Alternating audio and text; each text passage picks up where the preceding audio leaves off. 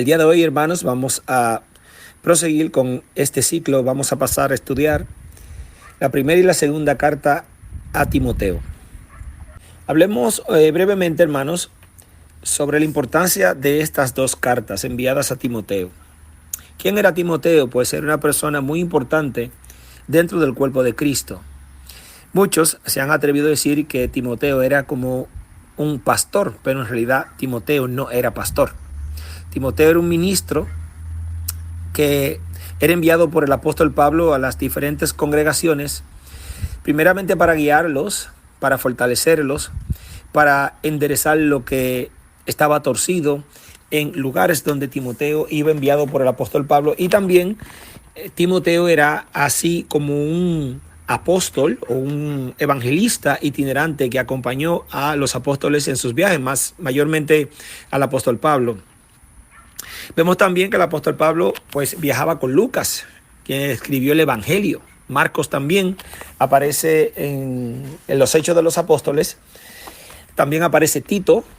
Vemos otras personas de nombres importantes como Priscila y Aquila, entre otras personas, a Bernabé, tenemos a Felipe, entre otros.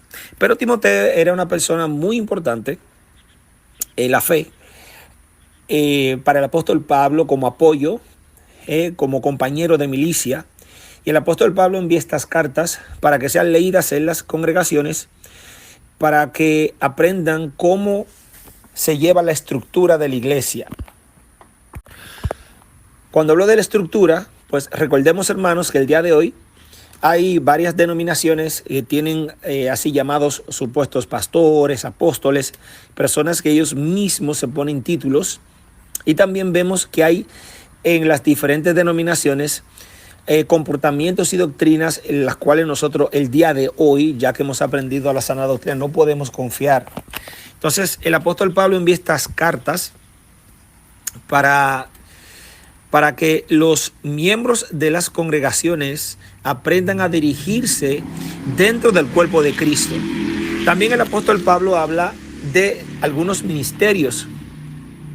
El apóstol Pablo habla de los que quieren ser o pastores, obispos dentro de las iglesias, y también habla de muchas personas que tienen el título de apóstatas. Recordemos que el apóstol Pablo habló de una gran apostasía que vendría en el futuro.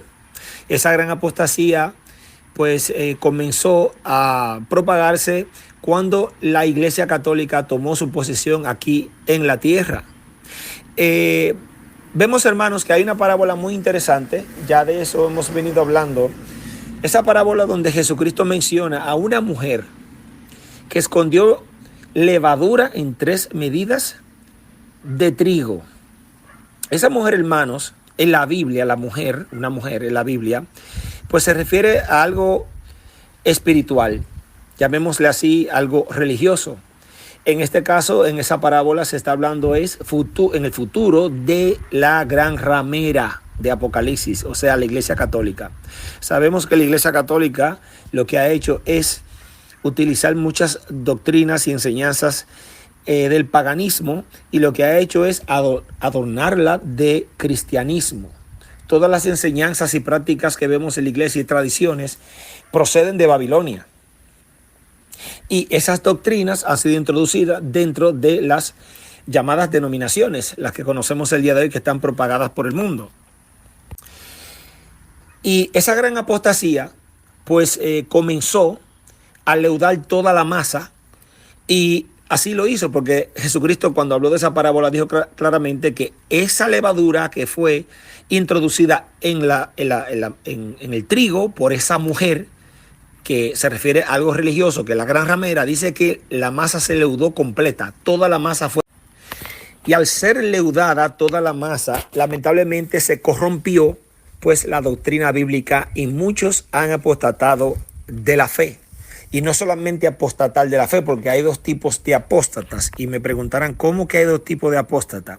Bueno, están los apóstatas que se apartan de la verdadera doctrina, y ellos siguen su propia doctrina, y así se llaman cristianos.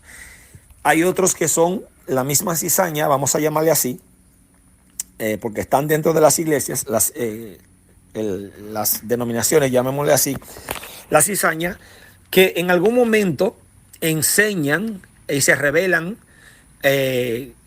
lo que en realidad son, negando al Señor Jesucristo. O sea, apartándose del Señor Jesucristo literalmente. Y esas son personas que ya la Biblia hablaba de ellos anteriormente, que su destino es la destrucción. Son personas que tienen apariencia de piedad, pero en realidad no son verdaderos cristianos.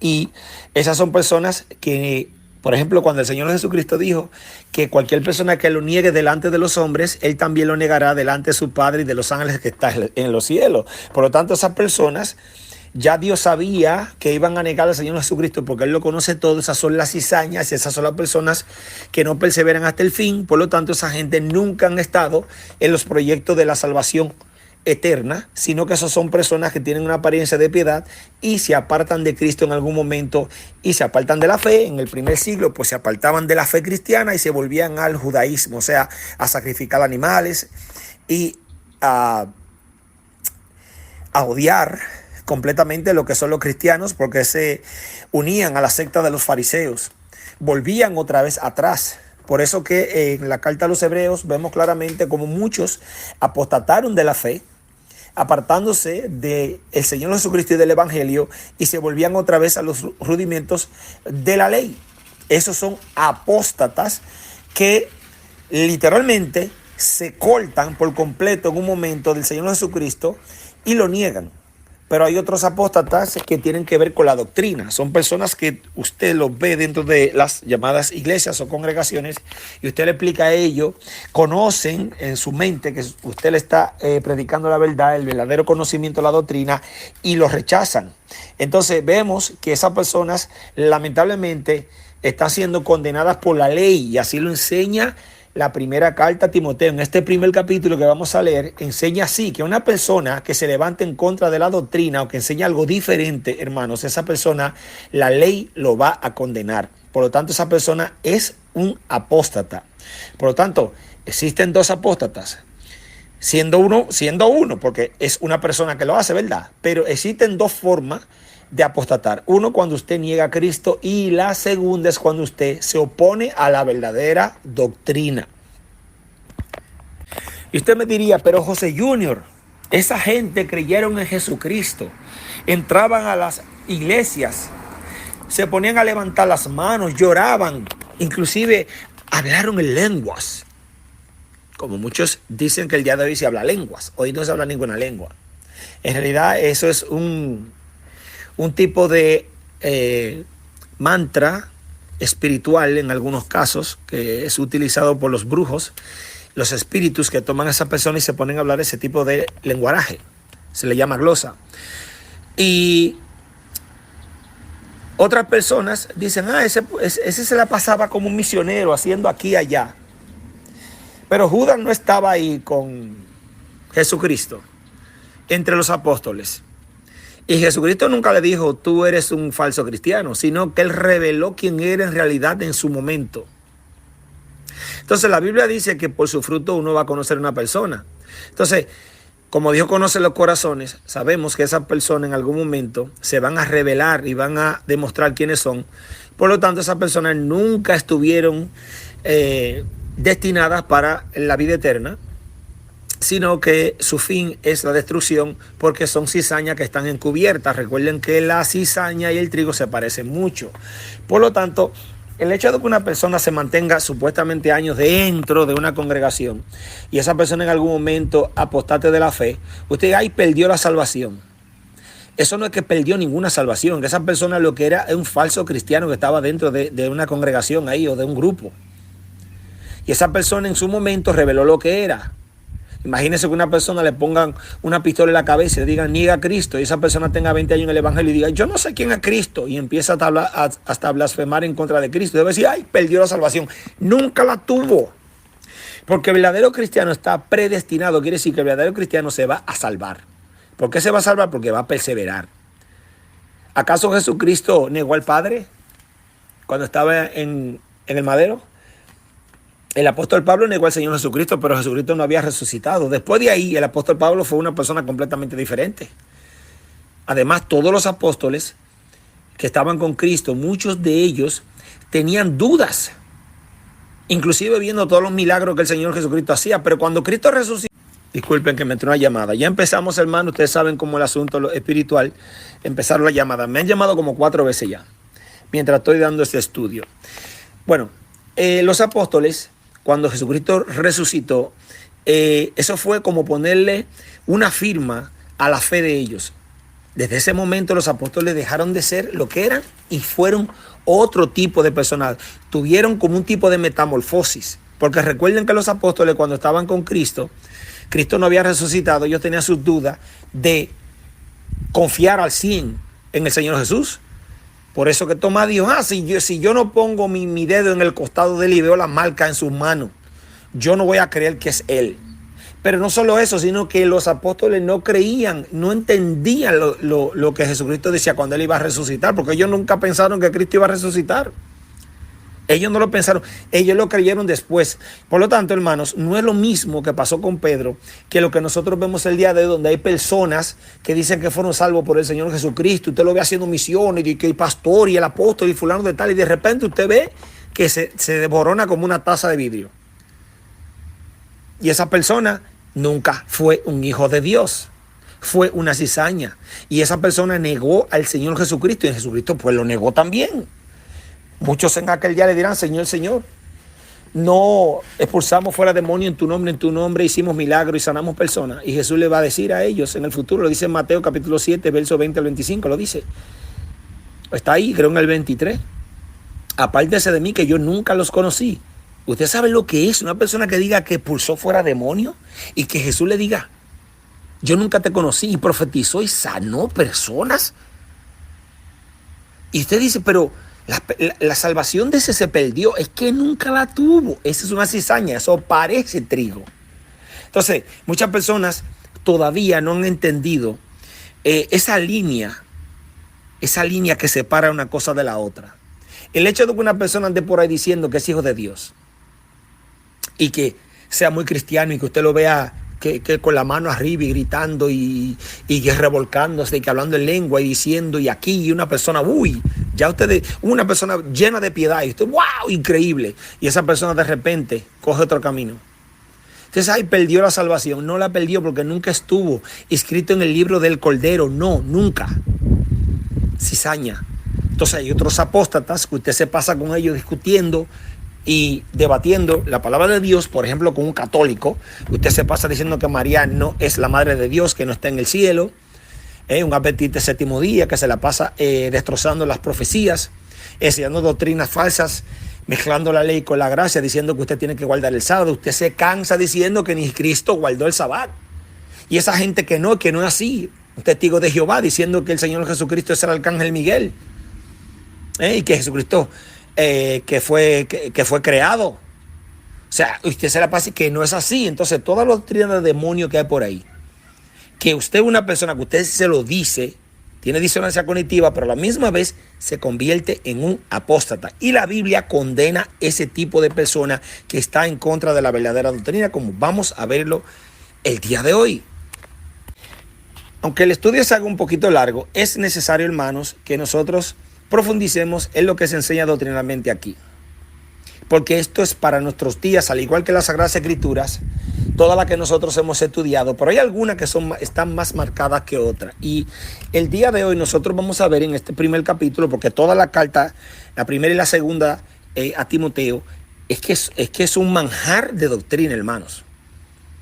Es un manjar de doctrina. Entonces, en esta carta también se enseña cómo nosotros, como cristianos, si buscamos algún tipo de liderazgo en la fe, sea el obispado, como un anciano, como un pastor, etcétera, pues nosotros tenemos que tener ciertos valores dentro de la fe para poder estar en esa posición. Entonces, a Timoteo también se le enseña cómo dirigirse dentro de la congregación. Todo eso lo vamos a ir viendo. Vamos a hablar también de personas que estuvieron en aquel tiempo como los llamados hoy judaizantes, que el día de hoy son gentiles. Sabemos que antes que viniera Cristo se permitía de que un gentil, que era un prosélito, entrara dentro de la nación de Israel, se circuncidara y guardara la ley. Ahora, la ley no fue dada para el justo. La ley no fue dada para el que hace el bien. La ley no fue dada para el que está santificado por Dios, para el que persevera. Nosotros tenemos perdón y tenemos un abogado en Cristo. Si usted peca, la ley no lo va a matar a usted, no lo va a ejecutar, sino que usted tiene a Cristo, un abogado, usted va y usted va a ser perdonado. Claro que usted va a recibir una disciplina, y esa es la misericordia de Dios, que usted recibe una disciplina a que recibe una condenación eterna. Entonces, en el primer siglo vemos personas también, esas congregaciones que se la pasaban hablando de temas como de genealogía de Cristo, posiblemente genealogía de si yo soy de alguna genealogía, o qué tiene que ver la ley en estos puntos, que tiene que ver las genealogías de los judíos dentro de los cristianos. O sea, eso era influencia también que tenía que ver con los fariseos y los judaizantes que se infiltraban en las congregaciones. Por ejemplo, en Galacia, vemos lo que le pasó a los Gálatas. Vemos en Corinto cómo los apóstoles tenían que discutir, y había muchas disputas feas, fuertes contra los judaizantes, que decían que tenían que circuncidarse, aparte de que muchos también se llenaban de la supuesta llamada filosofía.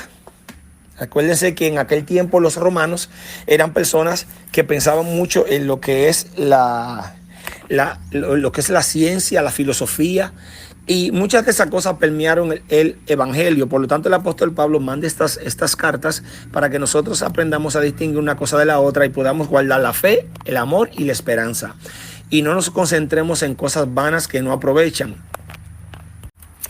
He encontrado aquí, hermanos, por ejemplo en Wikipedia, la definición de la apostasía. Como ya hemos hablado, hermanos, el apóstol Pablo habló en la carta a los tesalonicenses que leímos de una gran apostasía que vendría. Y esa apostasía, pues vemos que ya comenzó desde el siglo IV con la Iglesia Católica. Y esa Iglesia Católica, vemos que Martín Lutero fue el puente que utilizó el maligno. Y muchos dirán, ay, Martín Lutero. No, el Martín Lutero siguió siendo un católico encubierto, con las doctrinas de que María estaba en el cielo, de que María siempre virgen, de que se comían a Cristo literalmente ahí en la hostia, y todo eso. Martín Lutero siguió trinitario, entre otras cosas. Los luteranos son trinitarios y creen, al igual, por ejemplo, que los calvinistas, que tienen su doctrina de demonios, los calvinistas, y Juan Calvino fue el promotor de el tal evangelio de la prosperidad, que es el evangelio de la avaricia. Fue Juan Calvino, él dijo que una persona que era próspera, ese era un hijo de Dios. Juan Calvino. Está el John Knox, están todos esos supuestos reformadores, y todo eso fue gracias a Martín Lutero. Entonces, cuando todas esas pequeñas denominaciones comenzaron a surgir, que salieron todos esos tentáculos, siendo el puente Martín Lutero, pues ahí se llenó de levadura, y esa levadura le dio toda la masa. Esa levadura es la doctrina. Recuerden que el Señor Jesucristo le dijo a los apóstoles que se cuidaran de la levadura de los fariseos. Los apóstoles, ignorando lo que se estaba hablando, pues creían que era del pan, literal, de lo que se comían. Y Jesús le dijo que él no le estaba hablando del pan, sino de la doctrina. Entonces, el día de hoy nosotros vemos cómo ha permeado el diablo todas esas denominaciones, gracias a la Iglesia Católica y a Martín Lutero, que fueron utilizados por Satanás para llevar toda la apostasía que nosotros vemos el día de hoy. Entonces, aquí en Wikipedia vemos la definición de apostasía, que dice: la apostasía del latín, apostasía, a su vez del griego antiguo, apo, que significa fuera. Cuando usted se aparta, usted sale, se va fuera. O sea, al negar a Cristo es salir fuera. Y stasis, colocarse, que significa colocarse fuera o apartarse. Por lo tanto, la apostasía es algo peligroso, porque un apóstata está bajo la condenación. Un apóstata está bajo la condenación. Sea una persona que esté bajo apostasía doctrinalmente, si está en ignorancia, Dios sabrá qué hacer con esa persona, porque hay una ignorancia también, la de los impíos, que eso es ignorancia, lamentablemente. Esa no es perdonable.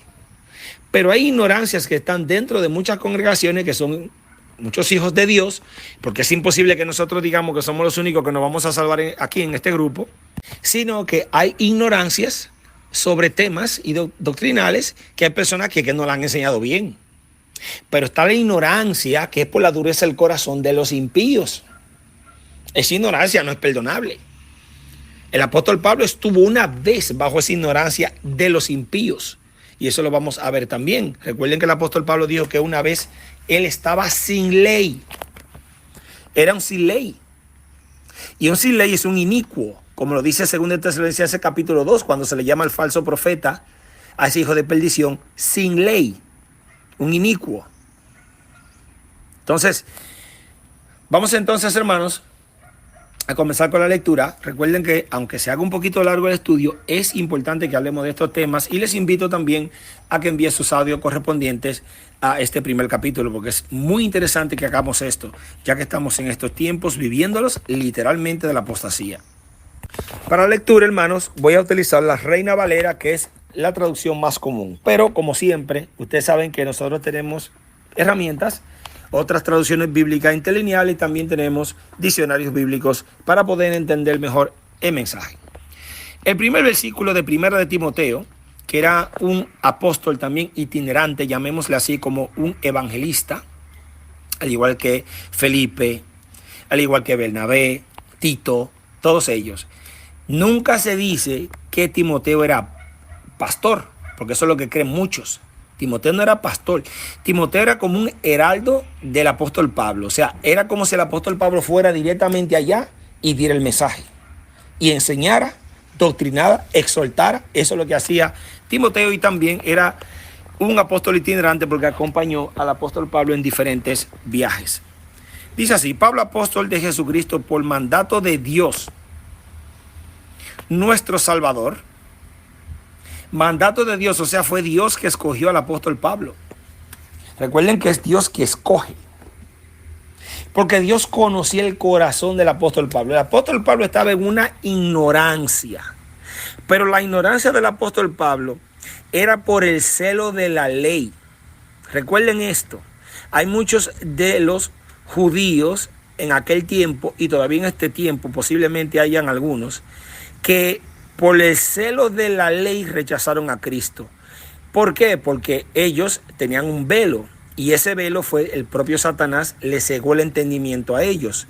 Entonces, ese era el tipo de ignorancia. No que ellos voluntariamente, por la maldad que existía en ellos, aunque muchos tenían maldad, sí, pero mayormente lo que se afianzaban y tenían como guía la ley de Dios, lo hacían por ignorancia, aunque esa ignorancia no los iba a salvar a ellos en el día del juicio, pero lo hicieron por ignorancia. Dice claramente que es Dios nuestro Salvador, por eso que el nombre de Jesús es Yeshua, que significa Yahvé salva, o sea, Dios el Padre es el que salva a través de Cristo. Dice: y del Señor Jesucristo nuestra esperanza. ¿Por qué Jesucristo es nuestra esperanza? Porque gracias a que Él se entregó en amor por nosotros, nos dio la esperanza de alcanzar la vida eterna. Él es nuestra esperanza, de que nosotros vamos a sobrevivir a toda esta circunstancia en la que estamos pasando, y en el futuro, toda esta prueba que nosotros tenemos, Él nos da la esperanza de poder alcanzar la salvación y la vida eterna. Porque muchas personas tenemos como si fuera una visión borrosa, como que esto es lo que nosotros vamos a vivir, este es el mundo que se nos entregó, y nosotros no podemos tener una visión más allá de lo que existe en este mundo, de lo que estamos viviendo. Hermanos, nosotros tenemos algo más que buscar, y es la vida eterna, y está allá hacia el futuro. Nosotros somos peregrinos en este mundo. No nos podemos conformar a las cosas de este mundo. Nosotros no podemos hacernos amigos de este mundo, porque somos peregrinos en este mundo. Nuestro futuro es la vida eterna y el reino de los cielos. Y gracias a Jesucristo nos dio la esperanza el Padre. O sea, por medio de Cristo esa esperanza nosotros la recibimos. Verso 2 dice: a Timoteo, verdadero hijo en la fe. Fíjense que aquí el apóstol Pablo habla de Timoteo como un hijo. Y es común, hermanos, en las Sagradas Escrituras, de que una persona que conozca el Evangelio, porque los apóstoles sí son los padres de la iglesia, no esos mentirosos que tienen pues esa gloria dada de los hombres, los supuestos padres de la iglesia, que Tertuliano, que Flavio Josefo, que Agustín de Hipona, que Plinio, y que todo eso es gloria de los hombres. Esa gente eran unos herejes mentirosos, cizañas dentro de la iglesia. Eran historiadores, escribieron cosas que vieron, pero ustedes dirían, ay, pero José Junior, ¿y qué tú te crees? ¿Quién tú te crees que tú eres? ¿Cómo tú vas a hablar de Tertuliano?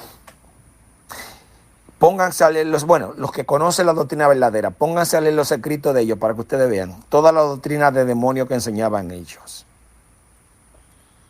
Léanla para que ustedes vean, que ustedes se van a sorprender. Y vemos aquí que Timoteo es un hijo del apóstol Pablo la fe, porque el apóstol Pablo sí que engendró hijos de verdad. Él es un pionero, el apóstol Pablo y los otros apóstoles son pioneros en algo. El padre Abraham es nuestro padre de la fe porque es pionero de ella. Pionero. Los apóstoles son pioneros. ¿En qué? En el evangelio. Por lo tanto, ellos sí pueden llamarse padres de la fe. O sea, nuestros padres de la iglesia, sí. Pero no aquellos heréticos mentirosos que tienen la gloria de los hombres. Eso es llamado padres de la iglesia. El hecho de que ellos hayan escrito algunas cosas que nosotros pues, aprendimos de ellos, eso no quiere decir que ellos son unos angelitos que están en el cielo al lado del trono de Dios. Simple y llanamente fueron personas que pasaron por la vida, que recibieron información que nosotros no. Pero de aquí a que ellos sean gente santa, como le llaman, padres de la iglesia, a mí eso a mí nunca me va a entrar, porque lo que yo he leído de ellos, de verdad que me convence de que no. El que lo quiera ver de otra manera, pues, le respeto su opinión. Dice que Timoteo es hijo en la fe. Dice, gracia, misericordia y paz. Gracia, misericordia y paz de Dios nuestro Padre, y escuchen ahora, y también la gracia, la misericordia y la paz del Señor Jesucristo. O sea, de los dos, porque vemos que el plan de salvación es por uno y por el otro. O sea, el Padre Celestial decidió salvar al mundo, es su plan antes de crear todas las cosas, y Jesucristo, que está preparado como un cordero desde antes de la fundación del mundo, pues también tomó parte en el proyecto de la salvación.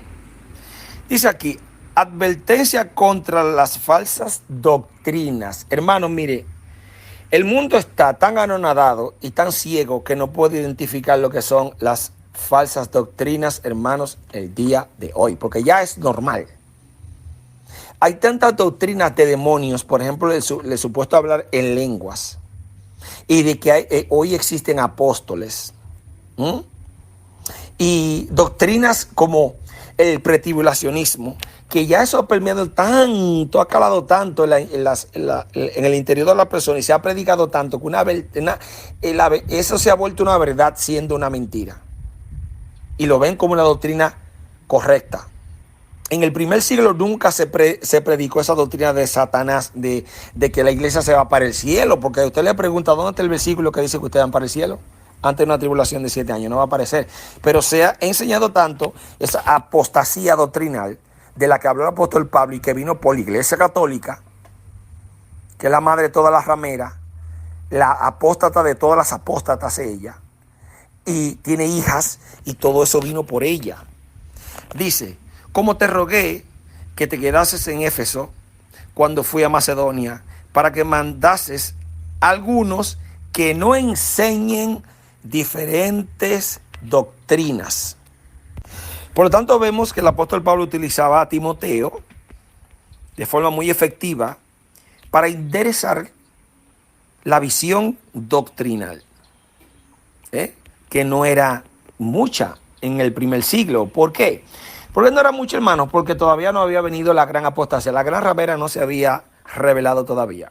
Pero ya proféticamente se veía que Cristo habló de ella y también los apóstoles de esa gran ramera, pues que iba a haber pues una decadencia espiritual doctrinal, y ya la estamos viviendo porque se leudó toda la masa. Recuerden que la levadura es una bacteria. Quiere decir que la doctrina falsa es una bacteria, pero satánica. Y aquí hay una amonestación para que no enseñen diferentes doctrinas. Dice, ni presten atención a fábulas. Bueno, vemos que el apóstol Pablo también habló en el capítulo 4 sobre muchas personas que iban a apartarse de la verdadera doctrina, se iban a apostatar de la verdadera doctrina y se iban a ir a escuchar fábulas y cosas, por ejemplo, que ellos quieren oír. Fábulas mentirosas, como que Eva y el maligno tuvieron relaciones sexuales y por eso nació Caín, ellos dos. De que hubieron y existieron hombres aquí en esta tierra antes de Adán y Eva. De que Adán tuvo pues una primera esposa llamada Lilith. Escuché a un mentiroso patológico decir que un gigante entró en el arca de Noé y se salvó, y por eso que vemos gigantes por ahí, como Goliat, etcétera. O sea, todas esas fábulas y doctrinas de demonios vemos el día de hoy. Dice ahora, y genealogías interminables. Aquí se está hablando de la cultura hebrea, que acarrean disputas más bien que edificación. Dice, que acarrean disputas más bien que edificación de Dios, que es por fe. Nosotros tenemos que tener nuestra mente puesta en la fe. Y dice, así te encargo ahora, pues el propósito de este mandamiento es el amor nacido del corazón limpio. O sea, tenemos nosotros que esforzarnos más por lo interior, que está hablando de genealogías y fábulas, sino que nuestro espíritu pues se vaya santificando cada vez más, nuestra fe fortaleciendo, y el amor, y de buena conciencia y de la fe no fingida. La fe no fingida se refiere a los apóstatas que tienen una fe fingida, de las cuales cosas, desviándose algunos, se apartaron a vana palabrería.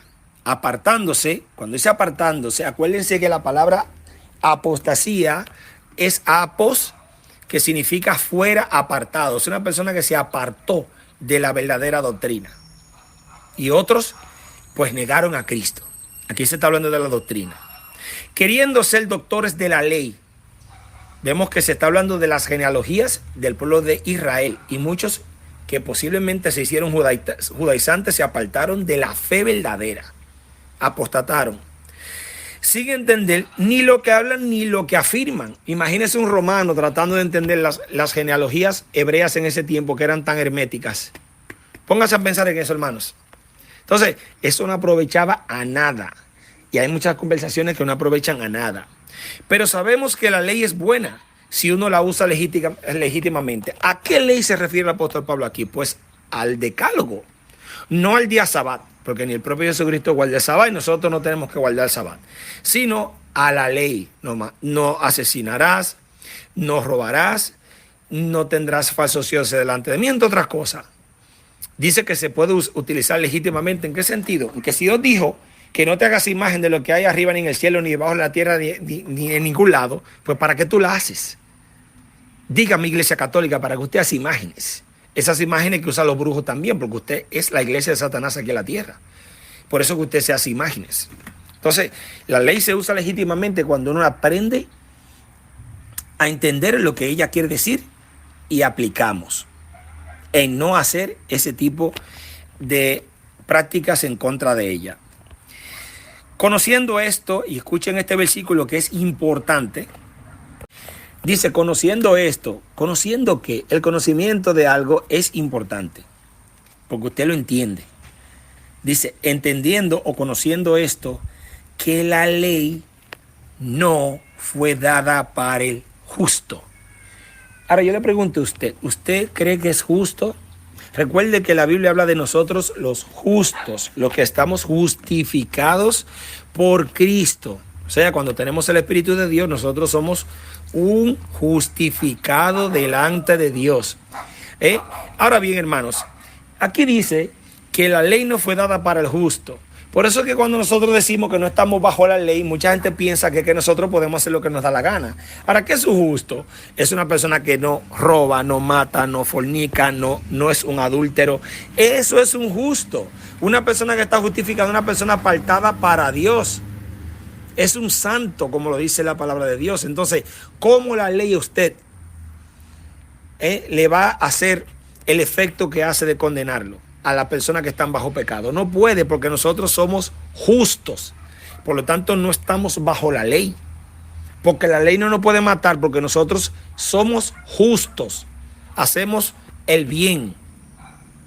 Dice, conociendo esto, que la ley no fue dada para el justo, sino para los transgresores. Una persona que está bajo la ley está bajo transgresión. O sea, es una persona pecadora, practicante del pecado. Y dice, los desobedientes, para los impíos. Oiga, ¿para quién se le dio la ley? Entonces, yo veo a todos esos judaizantes de que, yo guardo la ley. Usted guarda la ley y si usted falla en una, como dice la Biblia, usted se hace culpable de todas. Por eso que nosotros necesitamos la gracia. Esa gracia quiere decir que cuando nosotros cometemos un error, esa ley no nos condena, sino que tenemos a un abogado que es Cristo, que aboga por nosotros, le pedimos perdón si pecamos. Dice la palabra que tenemos que confesar nuestro pecado y tenemos un abogado que es fiel y nosotros vamos a recibir el perdón. Podemos recibir una disciplina, pero no la condenación que hace la ley. Por eso que hay que estar cubierto con Cristo, para que esa ley a usted no lo asesine, no lo mate, no lo condene. Dice, desobediente para los desobedientes, para los impíos pecadores, para los irreverentes y profanos, para los parricidas, matricidas, para los homicidas, para los fornicarios, para los sodomitas. Yo le pregunto, ¿usted hace alguna cosa de esta? Si usted hace alguna cosa de esta, tenga mucho cuidado. Porque puede ser que usted sea una cizaña que esté ahí, esa ley lo condene. O sea que usted sea un hijo de Dios y esté practicando esto en ese momento. Y usted va a recibir el azote de Dios. Vamos a llamarle así, la disciplina. Para que usted no sea condenado con el mundo. Para los secuestradores, para los mentirosos y perjuros. Usted sabe que la ley está dada para los mentirosos. ¿Y quiénes son los mentirosos? Los que mienten basado en la doctrina. Que son mentirosos y lo saben, que mienten. Que usted le dice, por ejemplo, mira, la Biblia dice tal cosa, porque usted enseña diferente. El concilio me dice que tengo que enseñarlo así. Pero usted sabe que está mal, sí, pero yo tengo que someterme a lo que dice mi concilio. Ellos saben que están mintiendo, ¿verdad? Esa ley es para usted, entonces lo va a condenar por mentiroso. Un perjuro. Y para cuantos se opongan a la sana doctrina, miren cómo termina eso. Para cuantos se opongan. O sea, usted sabe la gente que está opuesta a la sana doctrina, que nosotros estamos aquí debatiendo siempre con ellos, enseñándoles que están mal. Porque nosotros predicamos la doctrina de Cristo y los apóstoles. Lo que Cristo enseñó, lo que los apóstoles enseñaron, no lo que enseña la iglesia católica y sus hijas, sino lo que sea Cristo y sus apóstoles. Y aquí vienen toda esa gente y debatimos con ellos. Y ellos dicen aquí claramente que es para aquellas personas que se opongan a la sana doctrina. Así que tengan mucho cuidado, trinitario, unicitario, unitario. Tengan mucho cuidado con los que creen en Dios en triada, por ejemplo, como los mormones. Y todo lo que creen diferente a lo que enseñó Cristo y sus apóstoles, porque esa doctrina no es ni de Cristo ni de los apóstoles, es de Dios. Por lo tanto, usted se está oponiendo a Dios, porque el que desecha a los hombres no desecha al hombre, sino a Cristo. Y el que desecha a Cristo no desecha a Cristo, sino al que lo envió. Así dice un versículo. Por lo tanto, usted está bajo la ley y está bajo condenación si usted rechaza la verdadera doctrina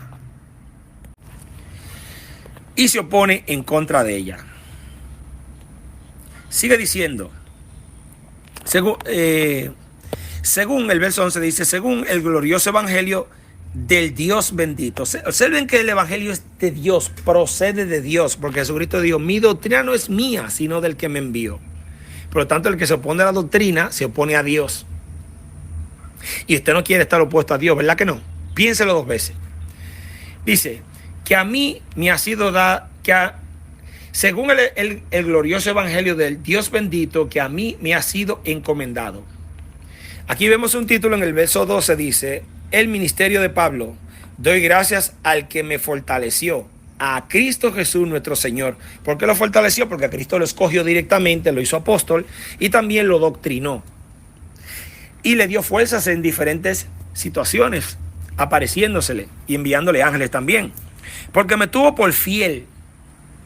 Ahora, ¿por qué Jesucristo tuvo al apóstol Pablo por fiel? Recuerden que Pablo es apóstol por mandato de Dios, por su voluntad y por su mandato. Pero ¿por qué lo tuvo por fiel? Porque el apóstol Pablo se dedicaba al fariseísmo en cuerpo y alma. Y él vio que el apóstol Pablo era una herramienta espiritual importante, porque si el apóstol Pablo utilizaba esa visión ahora para serle fiel a Cristo, pues mire lo que hizo el apóstol Pablo en el Nuevo Testamento. Dice, porque me tuvo por fiel, poniéndome en el ministerio. Habiendo yo sido antes blasfemo, recuerden que el apóstol Pablo, cuando él dijo que él era un sin ley, ese versículo lo vamos a leer, perseguidor e injuriador, mas fui recibido a misericordia, porque lo hice por ignorancia en incredulidad. Incredulidad en Cristo. Posiblemente el apóstol Pablo, recuerden que él fue un asesino de Esteban, el primer mártir de la iglesia que vemos ahí, aparte de Cristo fue el primero, pero Esteban fue registrado el primer mártir, el diácono Esteban. Él estaba ahí porque dice que las ropas se la tiraron a los pies de Saulo, de Pablo, que estaba ahí. Entonces, oigan todo lo que hacía Pablo en ignorancia, pero esa ignorancia lo iba a condenar, porque no importa que usted haga las cosas en ignorancia si usted está bajo la ley, porque usted está bajo el pecado, usted está bajo el poder del diablo. Usted le pertenece a Satanás, literalmente, si usted está haciendo lo malo en ignorancia y no se ha arrepentido. Ahora, si usted está dentro de la congregación y usted hace la cosa en ignorancia, usted va a recibir castigo de Dios y disciplina. Pablo estaba fuera, porque él dice que era incrédulo, él no creía en Cristo. Habiendo yo sido antes blasfemo, blasfemaba en contra de ¿quién? De Cristo y del Evangelio. Perseguidor, arrastraba a la persona fuera de la casa y se lo entregaba a los fariseos y los ejecutaban. E injuriador, ¿de quién? De los cristianos. Injuriaba, maldecía. Mas fui recibido a misericordia, porque lo hice por ignorancia. ¿Por qué aparece la palabra ignorancia aquí? Porque él lo hacía convencido de que lo estaba haciendo bien para su secta. En el judaísmo, los fariseos, él entendía que no había otra cosa mejor que esa. ¿Qué otra cosa había mejor que esa en ese momento? Ninguna. Por lo tanto, ellos que estaban acoplados a la ley, para el apóstol Pablo esa era la vida de él. Por lo tanto, lo estaba haciendo en ignorancia, creyendo que lo estaba haciendo bien. Porque él tenía celos de la ley, celos. Porque lo hice por ignorancia, en incredulidad. Como también los apóstatas existen, los que se apartan completamente, o los apóstatas doctrinales, que son como quiera cizaña. Vemos en Hechos 3:17. Dice, mas ahora, hermanos, sé que por ignorancia lo habéis hecho, como también vuestros gobernantes. Aquí vemos, hermano, que dice el apóstol Pablo que le está hablando a hermanos que hacen cosas por ignorancia. Esas son las personas dentro de las congregaciones, hermano, que Dios sabe que tienen un corazón sensible, tienen fe en Cristo, pero se la han enseñado mal y han enseñado doctrina falsa y tienen prácticas que son falsas. Yo creo que esa gente se va a salvar. Yo creo que sí. Pero hay otros que lo hacen porque son cizaña y son malos dentro de las iglesias. Hechos 17:30 dice, pero Dios, habiendo pasado por alto los tiempos de esta ignorancia, o sea, dijo ya hasta aquí. ¿A quiénes? A las personas que no se han arrepentido. Ese es otro tipo de persona, no el que está dentro de la congregación, que ignorante en algo, sino el impío completamente, que anda en incredulidad, como lo hizo Pablo, porque estaba fuera del evangelio. Dice, ahora manda a todos los hombres en todo lugar que se arrepientan. Si el calvinismo fuera bíblico, entonces aquí Dios no podría mandar este mensaje diciéndole a la gente que se arrepientan. Dios no hubiese mandado ese versículo, ese mandato. Dios dice, no te preocupes, que yo sé quiénes son los que se van a salvar. Ni intenten arrepentirse, porque yo sé lo que va a hacer con ustedes. Ustedes se tienen que salvar, porque yo los voy a salvar. Entonces observe lo que dice el texto, que los manda a que se arrepientan. Pero si el calvinismo enseña que no importa lo que tú hagas, tú te vas a salvar o te vas a perder, ¿por qué Dios manda a que se arrepientan? Tú no tienes que arrepentirte. ¿Para qué? si como quiera Dios te va a salvar o te vas a perder. Para que ustedes vean que el calvinismo es un disparate. El hombre tiene voluntad y tiene que creer y tener fe. Efesios 4:18 dice: teniendo el entendimiento entenebrecido, ajenos a la vida de Dios, esos son los impíos, por la ignorancia que en ellos hay, por la dureza de su corazón. Vemos entonces, hermanos, que hay personas que son ignorantes innatos, que están bajo el dominio de Satanás y que se van a condenar. Esos son los impíos. Pero existen personas dentro de las congregaciones que están bajo una ignorancia doctrinal. Y otros se convierten ya en apóstatas, se apartan directamente de Cristo, hasta lo niegan. Y otros son apóstatas de la doctrina. Se van. Pero otros son ignorantes dentro de lo que es la iglesia o la congregación. Y otros son ignorantes innatos, que son los impíos que no se van a salvar. Entonces, para aclarar rápidamente, apóstatas hay dos. Los dos son cizaña, que van para el lago de fuego. El que niega a Cristo, que anduvo por ahí con una apariencia de piedad, y el apóstata doctrinal, que está supuestamente dentro de las iglesias, que dice ser cristiano y no lo es, que inclusive está hecha fuera demonios, ese es otro apóstata, también se va para el lago de fuego.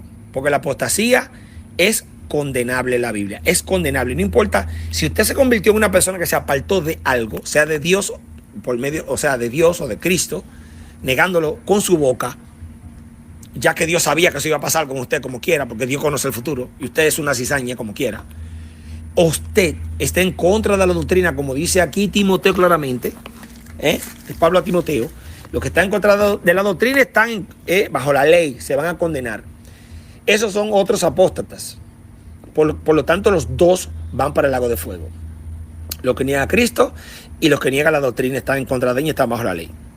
Y la ignorancia. La ignorancia de aquellas personas impías, no importa, Dios los manda a que se arrepienta, porque si usted no se arrepiente, usted no puede tener salvación. Por lo tanto, usted está bajo esta ignorancia, como Pablo estuvo bajo la ignorancia e incredulidad. Y también vemos la ignorancia dentro de muchos que están dentro de las congregaciones, que están mal enseñados y de esa doctrina falsa, que tienen un corazón sensible, esa gente se van a salvar. Es diferente la cosa. Por lo tanto, ahí traté de explicar los dos tipos: los ignorantes dentro y fuera de la iglesia, y los apóstatas que niegan a Cristo o apostatan de la doctrina. Los judaizantes, por ejemplo, apostataron de Cristo completamente. Un judaizante, aunque diga que Cristo es su Señor, eso es mentira. Usted está bajo la ley. Tenemos en Hebreo 9:7 dice: pero en la segunda parte solo el sumo sacerdote una vez al año, no sin sangre, la cual ofrece por sí mismo y por los pecados de la ignorancia del pueblo. ¿Se dan cuenta? Que hay pecados que usted lo comete en ignorancia. Hay falsa doctrina que usted le ha enseñado y le enseña por ignorancia.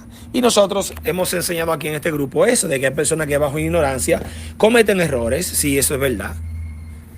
Aquí el pueblo de Israel vemos que cometía pecados por ignorancia y se les daba un perdón por medio de la sangre de uno de los, sea un macho cabrío o el chivo expiatorio, etcétera, etcétera. En 1 Pedro 1:14 dice: como hijos obedientes, no os conforméis a los deseos que antes teníais estando en vuestra ignorancia. Mira cómo se le habla a los que son hijos de Dios hoy, que en el pasado andaban en la ignorancia pecaminosa, aquellas personas que tienen que arrepentirse, que Dios manda arrepentirse. En 1 Pedro 2:15 dice: porque esta es la voluntad de Dios, que haciendo el bien, hagáis callar la ignorancia de los hombres insensatos.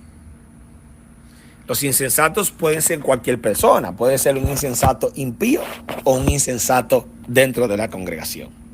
Por lo tanto, ahí lo tenemos, que una persona que está bajo ignorancia impía, que no se ha arrepentido, se va para el lago de fuego. Aunque dice que, ay, yo no te conocía a Dios, yo no conocía a Cristo, ay, esto y aquello y todas las excusas, se fue.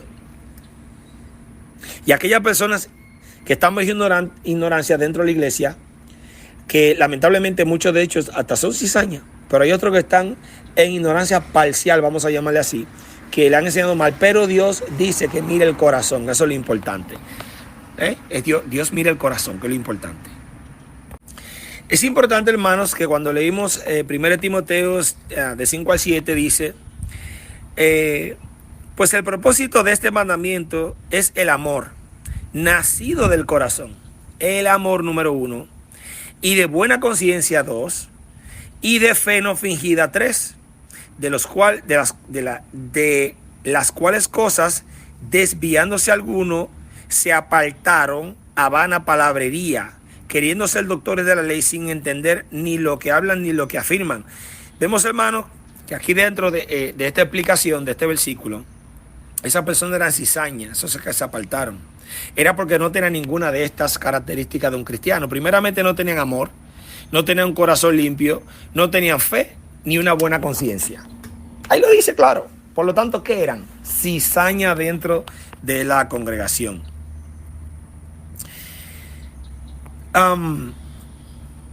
Vamos a ver cómo el apóstol Pablo, cuando dijo que él era un blasfemo por la ignorancia. Aquí en Romanos,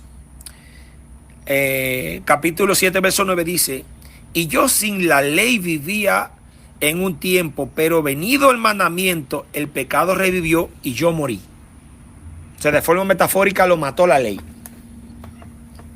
Ahora vemos que dice el apóstol Pablo que él vivía así la ley en un tiempo.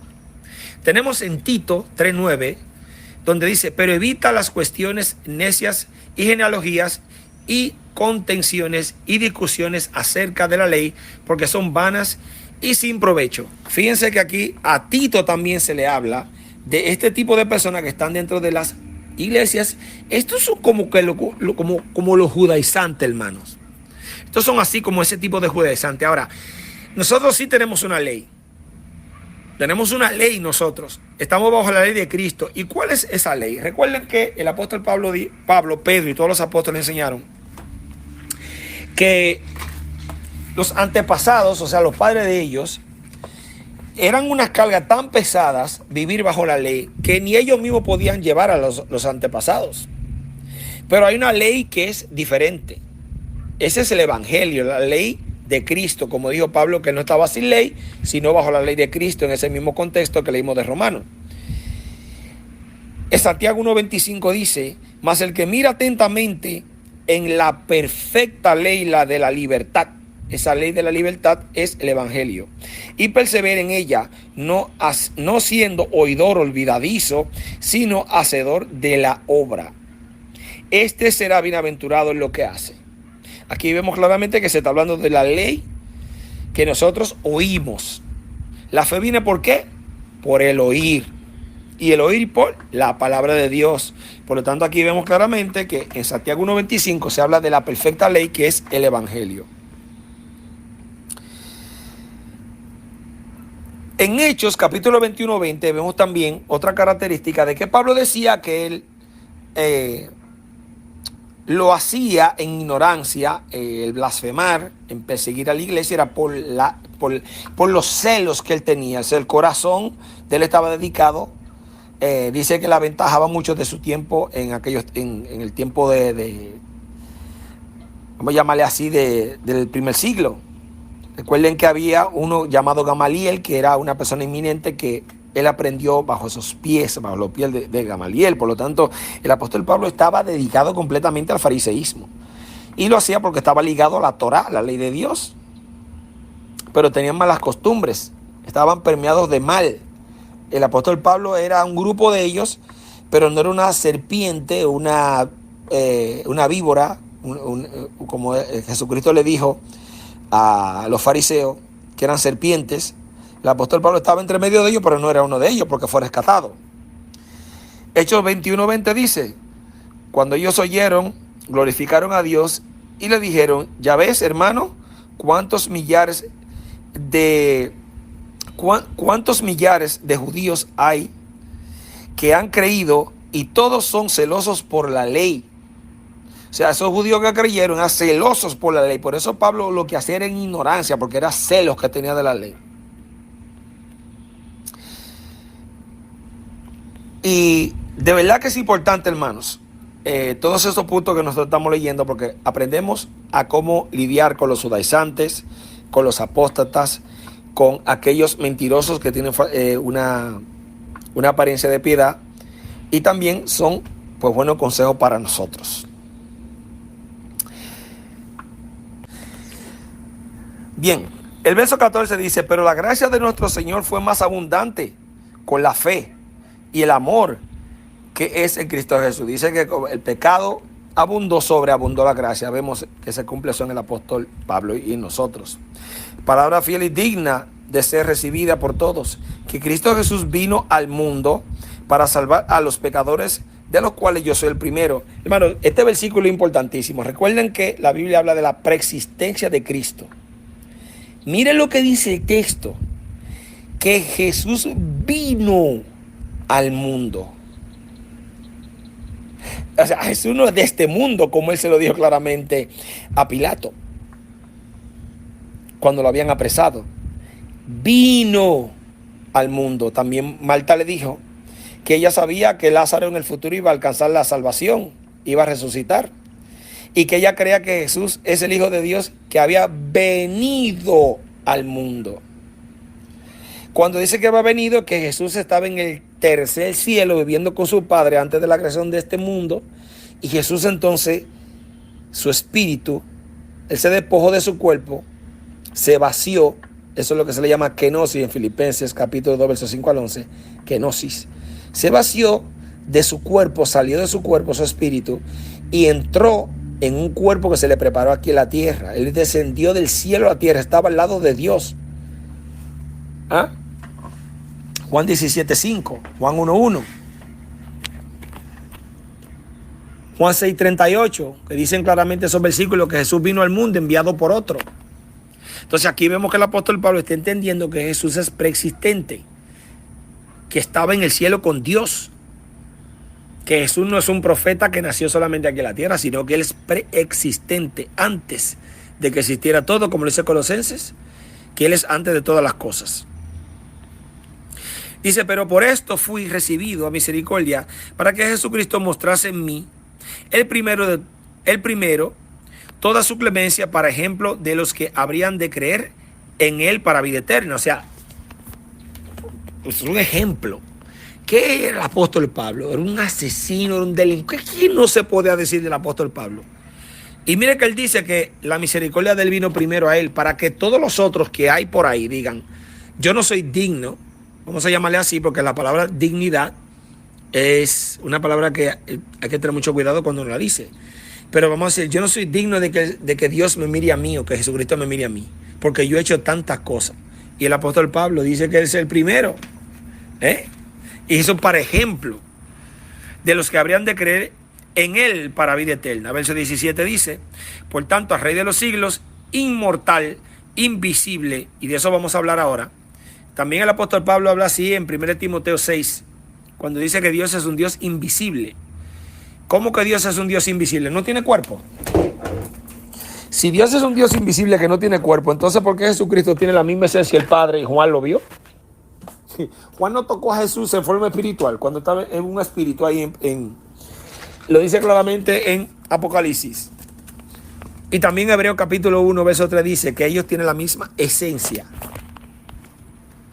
Y si Jesucristo pudo ser visto y tocado, como lo tocaron los apóstoles, y como Juan lo tocó cuando él estaba convertido en un espíritu en Apocalipsis, y Juan, él puso la mano sobre Juan, lo tocó. ¿Cómo que el Padre no tiene un cuerpo físico tangible? Que es como si fuera un humo desparramado, como el aire. Entonces la palabra invisible aquí quiere decir que el apóstol Pablo ni ningún ser humano puede ver a Dios completamente en toda su gloria. Por eso se le llama invisible, no porque él no tenga un cuerpo, porque muere en una luz inaccesible, como lo dice 1 Timoteo 6, desde el verso 13 en adelante, dice que muere en una luz inaccesible, por eso es invisible. ¿Qué ser humano puede mirar el sol así directamente? Mírelo a ver si usted puede. O un rayo, mirarlo así directamente, un rayo de luz. No puede. Imagínese que dice que la cara del Señor Jesucristo resplandecía más que el sol. ¿Cómo usted puede detenerse y verlo, verlo con claridad? Usted no puede, es que no se puede mirar. a Dios. A Dios no se puede mirar así. Porque esa persona también que está de frente a Dios, dice la palabra, que muere inmediatamente una persona que trate de estar al lado de todo ese poder. Por eso es el Dios invisible. No porque Él no se pueda ver, sino porque está en una luz inaccesible, que es imposible estar al lado de esa luz. Usted muere inmediatamente. Y de eso vamos a hablar un poquito también. Fíjese que dice que Él es un Dios inmortal. ¿Por qué? Porque Dios no muere, es un ser eterno. Al único y sabio Dios. Yo pregunto una cosa. Sabio es saber. Recuerden que a Jesucristo se le preguntó si Él conocía la hora y el día en que venía. Él dijo, no, yo no lo sé ni los ángeles, solamente mi Padre. Entonces, ¿por qué dice aquí que hay un solo, único y sabio Dios? Si Jesús es trino o Jesús es el mismo Padre, dirían, ay, porque estaba en forma humana. Pues yo le tengo una. A los que dicen que era en forma humana, que Él no sabía. En Apocalipsis capítulo 1 que dice, la revelación de Jesucristo que Dios le dio, Dios le reveló algo. Y ya Jesucristo era un espíritu en el cielo. Entonces, ¿qué pasó ahí? Trinitario o unicitario. ¿Cómo que el Hijo no sabe una cosa que el Padre sí la sabe? El Padre tiene que revelarse, si son la misma persona. Para que usted vea la apostasía y la doctrina de demonios que existen por ahí. Sigue diciendo, sea el honor, gloria, por los siglos de los siglos, amén. ¿A quién? Al Padre. Dice el verso 18, este mandamiento, hijo Timoteo, te encargo, para que conforme a las profecías que se hicieron antes, o sea, las profecías de Jesús y todo lo que venía, ¿verdad? Desde la Torá. Dice, en cuanto a ti, con esa profecía que tú la conocías, milites por ellas la buena milicia, o sea, que ejerza su ministerio bien, porque esas eran profecías que venían en el futuro y fueron reveladas en el tiempo de los apóstoles. Y se le está diciendo a Timoteo que milite bajo esa revelación que se manifestó de las profecías, o sea, por su ministerio, manteniendo la fe y buena conciencia, desechando la cual naufragaron en cuanto a la fe algunos. Estos son los apóstatas que niegan a Cristo y a la doctrina a la misma vez, de los cuales son Himeneo y Alejandro, a quienes entregué a Satanás para que aprendan a no blasfemar. Miren, hermanos, en la Biblia hay muchos ejemplos claros de lo que el apóstol Pablo hacía con personas que merecían este tipo de castigo. Unos eran entregados a Satanás para destrucción completa, inclusive hasta el día del juicio, como Himeneo y Fileto. Y vemos otro que se encuentra en 1 Corintios, capítulo 5. Un hermano que estaba teniendo una infidelidad, estaba teniendo relaciones sexuales con su madrastra, la esposa de su padre, que no era su madre. Y el apóstol Pablo dijo claramente que había juzgado a tal persona y que lo habían... el apóstol Pablo había enviado o entregado a Satanás para destrucción de la carne, a fin de que su espíritu sea salvo en el día del Señor. Es un caso muy diferente de lo que pasó con Himeneo y Fileto. Una cosa es una práctica sexual, que es una fornicación, pero una cosa cuando usted de su corazón empieza a enseñar doctrina del demonio, a apartarse y a negar a Cristo. Mire, son cosas diferentes. Ahora, una pasión desordenada tiene su castigo, pero no es lo mismo cuando usted confiesa con su espíritu que usted quiere apartarse de la verdadera doctrina de Cristo. Ese tipo de apostasía son condenables a muerte, pero muerte eterna. Apartarse de Cristo, caerse de la fe, como lo dice, que cualquier persona que trate de justificarse por las obras de la ley se cae de la gracia. Lo dicen Galatas ahí. No es lo mismo, hermano. Fracasar, caer en un pecado, que no estoy mandando a nadie a hacerlo, porque tiene consecuencias. Fíjese que esa persona vino a caer en las manos del diablo, para destrucción de la carne. Esa persona iba a morir en la mano de Satanás. Ese era su destino ahí, aquí en esta tierra. Pero se iba a arrepentir de todo eso. Y esa persona pues iba a ser salvo en el día del Señor. O sea, su espíritu, que es lo más importante, porque este cuerpo para nada se queda aquí en la tierra. Pero el espíritu de nosotros va a tomar otro cuerpo. O sea, nosotros vamos a entrar en otro cuerpo. Nuestro espíritu, que es la codificación de nuestra personalidad, nuestra persona, donde están las facultades de la persona, quién es, su identidad, eso va a entrar en otro cuerpo. Por lo tanto, iba a morir aquí, pero iba a recibir la vida eterna. Fíjense que no perdió la salvación, aunque estaba en fornicación. Ahora, si usted va y comete fornicación, usted sabe que va a recibir castigo de Dios. Así que Dios es perfecto y Él sabe cómo Él hace su estructura, para que usted no vaya a decir, ay, pero yo no me voy a perder si yo fornico, adultero. Vaya, hágalo para que usted vea lo que le va a pasar. Pruebe a Dios y usted verá. No es un consejo, pero si usted se atreve a hacerlo, verá lo que viene. Bien, hemos leído ya con la carta completa, pero voy a explicar en el otro estudio algunos versículos importantes con relación a versículos que dicen que a Dios nunca se le vio. Esto es uno de los estudios de la Biblia que más me fascinan a mí. Este tema de que si a Dios le vieron los hombres en la antigüedad, literalmente, si tiene un cuerpo o no. Entonces yo voy a explicar en el próximo estudio algunos versículos mal interpretados por los que no entienden el Nuevo Testamento y otros que están en ignorancia o no, nunca lo han estudiado, de que a Dios sí se le vio en el Antiguo Testamento literalmente. Y también esos versículos, por ejemplo, como Juan 1.18, donde dice a Dios nadie le vio jamás. Dice, ay, míralo ahí, a Dios nunca se le ha visto. Dios es un misterio que nunca lo ha visto. Un fantasma por ahí que está escondido como si fuera el diablo, porque el diablo es que anda por ahí escondiéndose así. Porque Dios, dice la Biblia, que los de limpio corazón verán a Dios, ¿sí o no? Y dice la misma carta de Timoteo, para que ustedes vean que no hay ninguna contradicción en lo que dijo Pablo cuando habló de Dios invisible, es que no se puede ver a Dios en su gloria completa. Al igual lo que pasó en el monte Sinaí, que voy a explicar, cuando Moisés le dijo, déjame ver tu gloria, muéstrame tu gloria, déjame verte glorificado.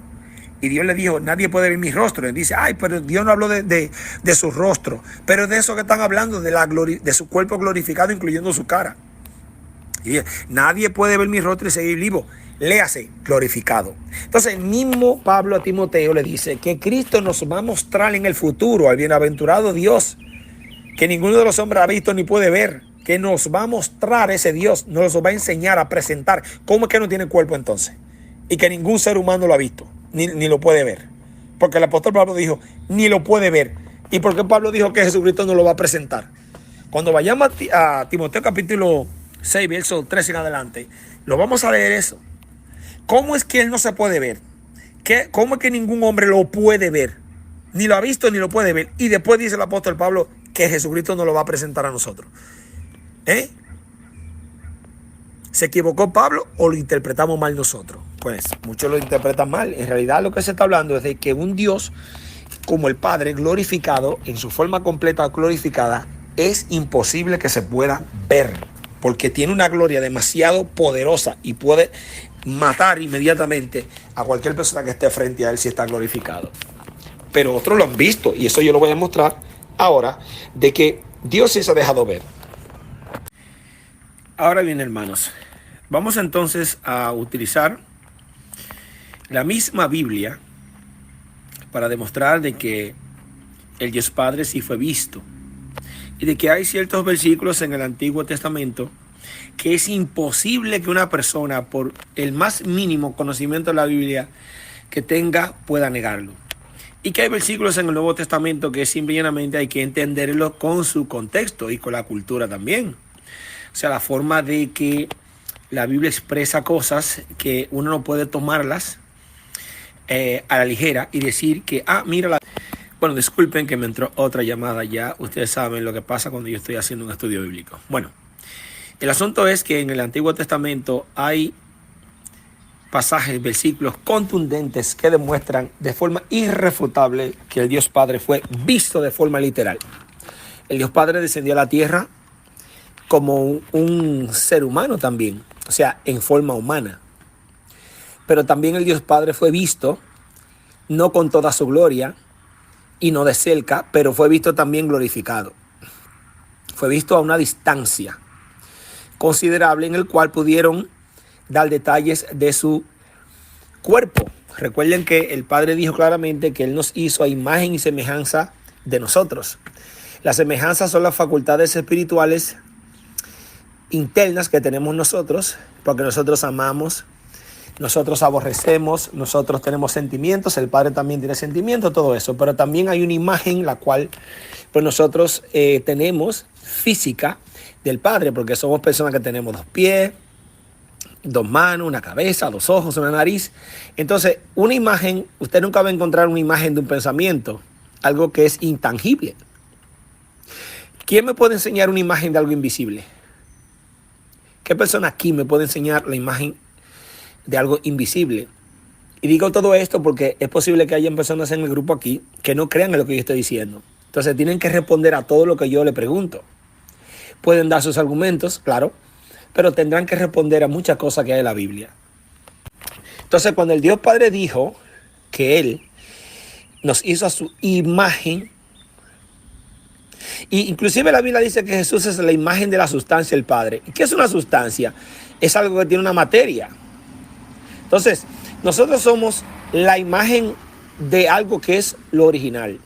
Usted nunca va a encontrar la imagen de el amor, que es un sentimiento. Usted nunca va a encontrar la imagen del odio, que es otro sentimiento. Usted nunca va a encontrar la imagen de un sueño. Por ejemplo, ¿quién me puede hacer una imagen de algo espiritual? Una imagen, porque es que algo intangible. Es algo intangible. ¿Acaso puede una persona hacer algo de un pensamiento? ¿Una imagen de un pensamiento? Esas son cosas intangibles. Ahora, usted hace una imagen de algo que es tangible, que tiene una materia. Usted va a una fotocopiadora, usted pone un papel y del otro lado sale la imagen de eso, la copia. Y dice claramente Hebreos capítulo 1, verso 1 al 3, que Jesucristo es la imagen de la sustancia del Padre. Si Jesús tocó a Juan, porque tiene un cuerpo tangible, Juan lo vio y casi lo describe como un ser así, vamos a llamarlo un ser hecho de luz, con un cuerpo resplandeciente. Es como si fuera un cuerpo hecho de energía, de potencia material, con materia celestial. Y ese ser llamado el Hijo del Hombre tocó a Juan en Apocalipsis, lo tocó, Juan sintió su mano. Y si Jesús es la sustancia de esa imagen, entonces ¿qué tiene el Padre allá arriba? Pues tiene un cuerpo también y tiene una sustancia, porque eso es la copia de eso. Entonces, los versículos en el Nuevo Testamento que dicen que el Dios Padre es invisible, vamos a estudiarlo en el próximo segmento, que es el segundo capítulo de esta carta, la primera carta de Timoteo. Pero vamos al Antiguo Testamento y vamos a ver que el Padre sí fue visto en forma humana y también glorificado. Cuando digo que el Padre fue visto de forma humana, me refiero a lo que pasó en Génesis 18 y 19, cuando el Padre Celestial Yahvé apareció con 2 ángeles y habló con Abraham y se sentó y comió con ellos. Vamos primeramente a un capítulo que es interesante, que se encuentra en Números capítulo 12. Vamos a ver quién era que estaba ahí hablando con Moisés, María y Aarón. Para los que dicen que el Padre Celestial nunca fue visto. Porque Pablo dice que es invisible, pero a la misma vez dice que Jesucristo nos lo va a presentar. El mismo Jesucristo dice claramente que los de limpio corazón verán a Dios. Tiempo futuro. Número 2, segundo en adelante, dice: María y Aarón hablaron contra Moisés a causa de la mujer cusita que había tomado, porque él había tomado una mujer cusita. Y dijeron: solamente por Moisés ha hablado Yahvé, ¿no ha hablado también por nosotros? Y lo oyó Yahvé. Aquel varón Moisés era manso, más que todos los hombres que había sobre la tierra. Cuando dice sobre la tierra se refiere a ese espacio geográfico, a ese lugar. No de toda la tierra, sino en ese lugar. Porque estoy seguro que habían personas mansas también en otro lugar. Y posiblemente más mansas que Moisés. Fíjese que Moisés mató a un egipcio. Luego dijo Yahvé a Moisés, Aarón y María: salid vosotros 3 al tabernáculo de reunión. Y salieron ellos 3. El tabernáculo estaba en medio del pueblo antes, pero como el pueblo pecó, Dios sacó el campamento y lo puso afuera. Ellos tenían que caminar cierta distancia para llegar al tabernáculo. Entonces llegaron ahí, ellos 3, Entonces dice ahora, Yahvé descendió en la columna de nube. Quien andaba en la columna de nube dentro era el Padre Celestial. No era Jesucristo, era el Padre Celestial. Jesucristo sí lo estaba acompañando. Y es bueno que yo mencione todo esto porque hay personas que son nuevas en el grupo y quizás no han escuchado este tema. Dice claramente que era Yahvé que andaba en la columna. No dice el ángel de Yahvé, dice Yahvé. Y Yahvé es el Padre. Y se puso a la puerta del tabernáculo. Dice que él salió, se puso a la puerta del tabernáculo, salió de la nube y se paró ahí delante del tabernáculo. Y llamó a Aarón y a María y salieron ambos. Y él les dijo, oíd ahora mis palabras.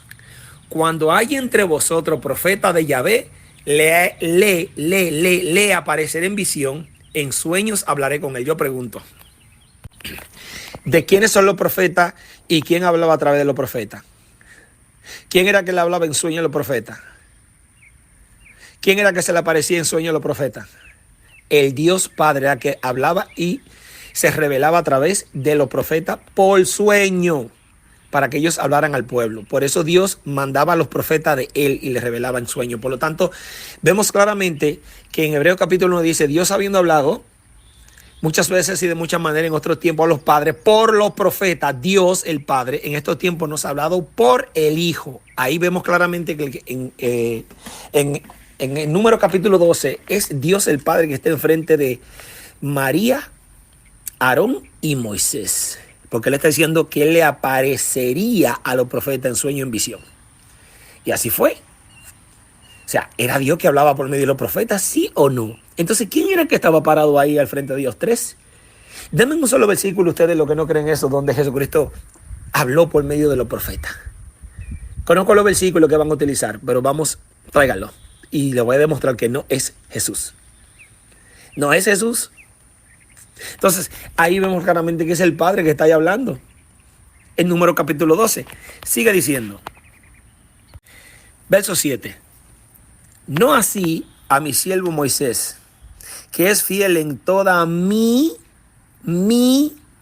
casa. ¿Quién está hablando ahí? Es el Padre. Está diciendo su casa, mi casa. Cara a cara hablaré con él. Recuerden que él salió de la nube y estaba frente al tabernáculo hablando con ellos 3. Y claramente, y no por figuras, y verá la apariencia de Yahvé. ¿Cómo una persona invisible tiene apariencia? Ustedes que creen que el Padre es como un espíritu desparramado por todo el universo, como creen los unicitarios y los deístas, díganme. Y oigan lo que dice ahí, que verá la apariencia de él. No por figura, lo verá cara a cara y lo verá siempre y hablará con él cara a cara. Por eso la Biblia dice que no hubo en la tierra ningún hombre quien hablaba cara a cara con Dios como si fuera su amigo. ¿Por qué pues no tuviste temor de hablar contra mi siervo Moisés? Dice ahora, entonces la ira de Yahvé se encendió contra ellos y dice ahora, y se fue. Y si se fuera porque estaba ahí, ¿sí o no? Piense, amigo. Si se fuera porque estaba ahí. Entonces, claramente vemos que el que estaba hablando enfrente de ellos 3 era Dios el Padre. Otro capítulo poderosísimo, aunque todos son poderosísimos, que demuestran que el Dios Padre fue visto en el Antiguo Testamento y que esos versículos del Nuevo Testamento que dicen que a Dios nadie le vio jamás, tiene su explicación. Génesis 17 dice, era Abraham de edad de 99 años cuando le apareció. La palabra aparecerse es dejarse ver. Y si se dejó ver porque tiene un cuerpo.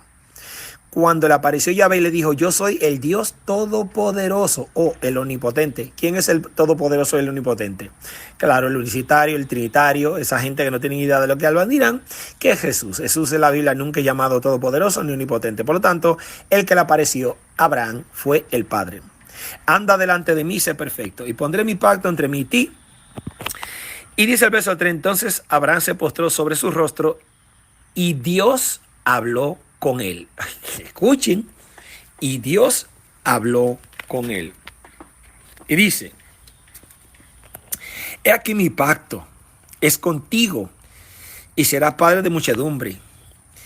Y no se llamará más tu nombre Abraham, sino se llamará tu nombre Abraham, porque te he puesto por padre de muchas gentes.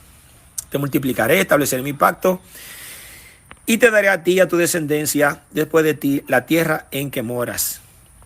Toda la tierra de Canaán en heredad perpetua y seré el Dios de ellos. Escuchen, el Dios de Abraham y el Dios de ellos. Ese es el Dios de Abraham, de Isaac y de Jacob. Lo dice claramente. Y dijo de nuevo Dios a Abraham, oiga, Dios, en cuanto a ti guardará mi pacto, mi pacto mío, no de Jesús ni de ningún otro ángel, mi pacto. Tú y tu descendencia después de ti por generaciones. Este es mi pacto, que guardaréis entre mí y vosotros, y tu descendencia después de ti. Será circuncidado todo varón de entre vosotros. Circuncidaréis pues la carne de vuestro prepucio, y será por señal de pacto entre mí y vosotros. Y si siguen más para abajo, el verso 23-24 dice que cuando Dios terminó de hablar con Abraham, subió, se fue, subió, dice la palabra subió, se fue, subió. Quiere decir que Dios bajó. Léalo porque no quiero leer el capítulo completo. Dice que se fue, subió de estar con Abraham. Por lo tanto, era Dios el Padre que estaba ahí. Imposible que alguien me diga a mí que ese no era el Padre. Es imposible. Una pregunta que les hago a cualquiera que niegue lo que yo estoy diciendo, porque esto es un grupo de debate también, puede debatirlo conmigo. ¿A quién es el único que se le hace sacrificio de animales y altares en la Biblia? ¿Se le hace eso a Jesús? Claro, el trinitario con la doctrina satánica católica me dirá que sí. Y el que es el trinitario descafeinado, el unicitario que cree que Jesús está en tres modos, Padre, Hijo y Espíritu Santo, dirá lo mismo, sí, que a Jesús se le hace sacrificio, haciendo una gran herejía, idolatría, condenada por Dios. Cuando Dios mismo dijo en el monte Sinaí que al único Dios que se le hará sacrificio es a Él y a ningún otro más. Génesis 8:20 dice, y edificó un altar a Yahvé, y tomó de todo animal limpio y de toda ave limpia, y ofreció un holocausto en el altar. Génesis 12:7. Génesis 12:7. Y apareció Yahvé a Abraham y le dijo, a tu descendencia daré esta tierra, y edificó allí un altar a Yahvé, quien le había aparecido. ¿A Jesús se le hacen sacrificios? No. El hereje de Tito Martínez una vez me dijo que no era nada que se le hicieran sacrificios a Jesús. Después tuvo en otro debate que admitir que había mentido, que a Jesús no se le hacen sacrificios. Por lo tanto, es un apóstata de la fe y de la doctrina, porque él entiende bien que si a Jesús no se le hacen sacrificios ni se le hacen altares, por lo tanto, el que se le apareció a Abraham y a los otros en el Antiguo Testamento, quienes le hicieron altar a Dios, fue el Padre que se apareció. Eso se llama apostatar de la fe. Y Tito hizo eso, apostató de la fe, porque él entiende claramente que a Jesucristo, después de un debate que tuvimos, que él dijo, no, que a Jesús sí se le pueden hacer sacrificios de animales. Él dijo, no, yo me he equivocado. Claro, porque él tiene un grupo de personas que hacen todo lo que él dice. Por lo tanto, ellos creyeron también que era así, que a Jesucristo se le hacían sacrificios de animales. Y después él mismo tuvo que desmentir su mentira satánica, de que supuestamente a Jesús se le hacían sacrificios, cuando el Padre solamente. Entonces, si el texto dice que al que se le apareció le hicieron un altar de sacrificio y le hicieron un holocausto, ¿quién fue que se apareció entonces? Dígame usted que me escucha. Al Padre. Por lo tanto, esos versículos en el Nuevo Testamento que dice que al Padre nunca se le vio, yo lo voy a explicar. Otro versículo, Génesis 13:18. Abraham, pues, removiendo su tienda, vino y moró en el encinar de Mamre, que está en Hebrón, y edificó allí altar a Yahvé. Contundente. Génesis 31:1. Dijo Dios a Jacob, levántate y sube a Betel, y quédate allí, y haz allí un altar al Dios que te apareció cuando huías de tu hermano Esaú. Un altar al Dios que se apareció ¿a quién? A Jacob. Entonces, ¿quién fue que bendijo a Jacob? ¿Con quién tuvo ese momento difícil Jacob, que estuvo forcejeando con alguien? Dice que el Dios que se le apareció. Muchos dicen, no, que fue Jesús. Mentira, eso yo puedo demostrar que es mentira. Porque el Dios que se le apareció, que le cambió el nombre, al igual que le cambió el nombre a Abraham, fue el Padre. Y eso yo lo puedo demostrar. Y yo sé cuáles son los versículos que usan para decir que Jesús, y que luchó con el ángel. Vamos a ver si es verdad que eso es lo que dice ahí. Dice claramente que Jacob le edificó un altar en Betel. Y ahí se le apareció el Padre también. Génesis 35:3 dice, levantémonos y subamos a Betel, y haré allí el altar al Dios que me apareció en el día de mi angustia y ha estado conmigo en el camino que he andado. Claramente es el Padre. El verso 7 de Génesis 35 dice, y edificó allí un altar y le llamó al lugar el Betel, porque allí le había aparecido Dios cuando huía de su hermano. Claro, ahí lo dice, le había aparecido Dios. Si se le apareció, porque la palabra aparecer es dejarse ver, quiere decir que el Padre se dejó ver en el Antiguo Testamento, sí o no.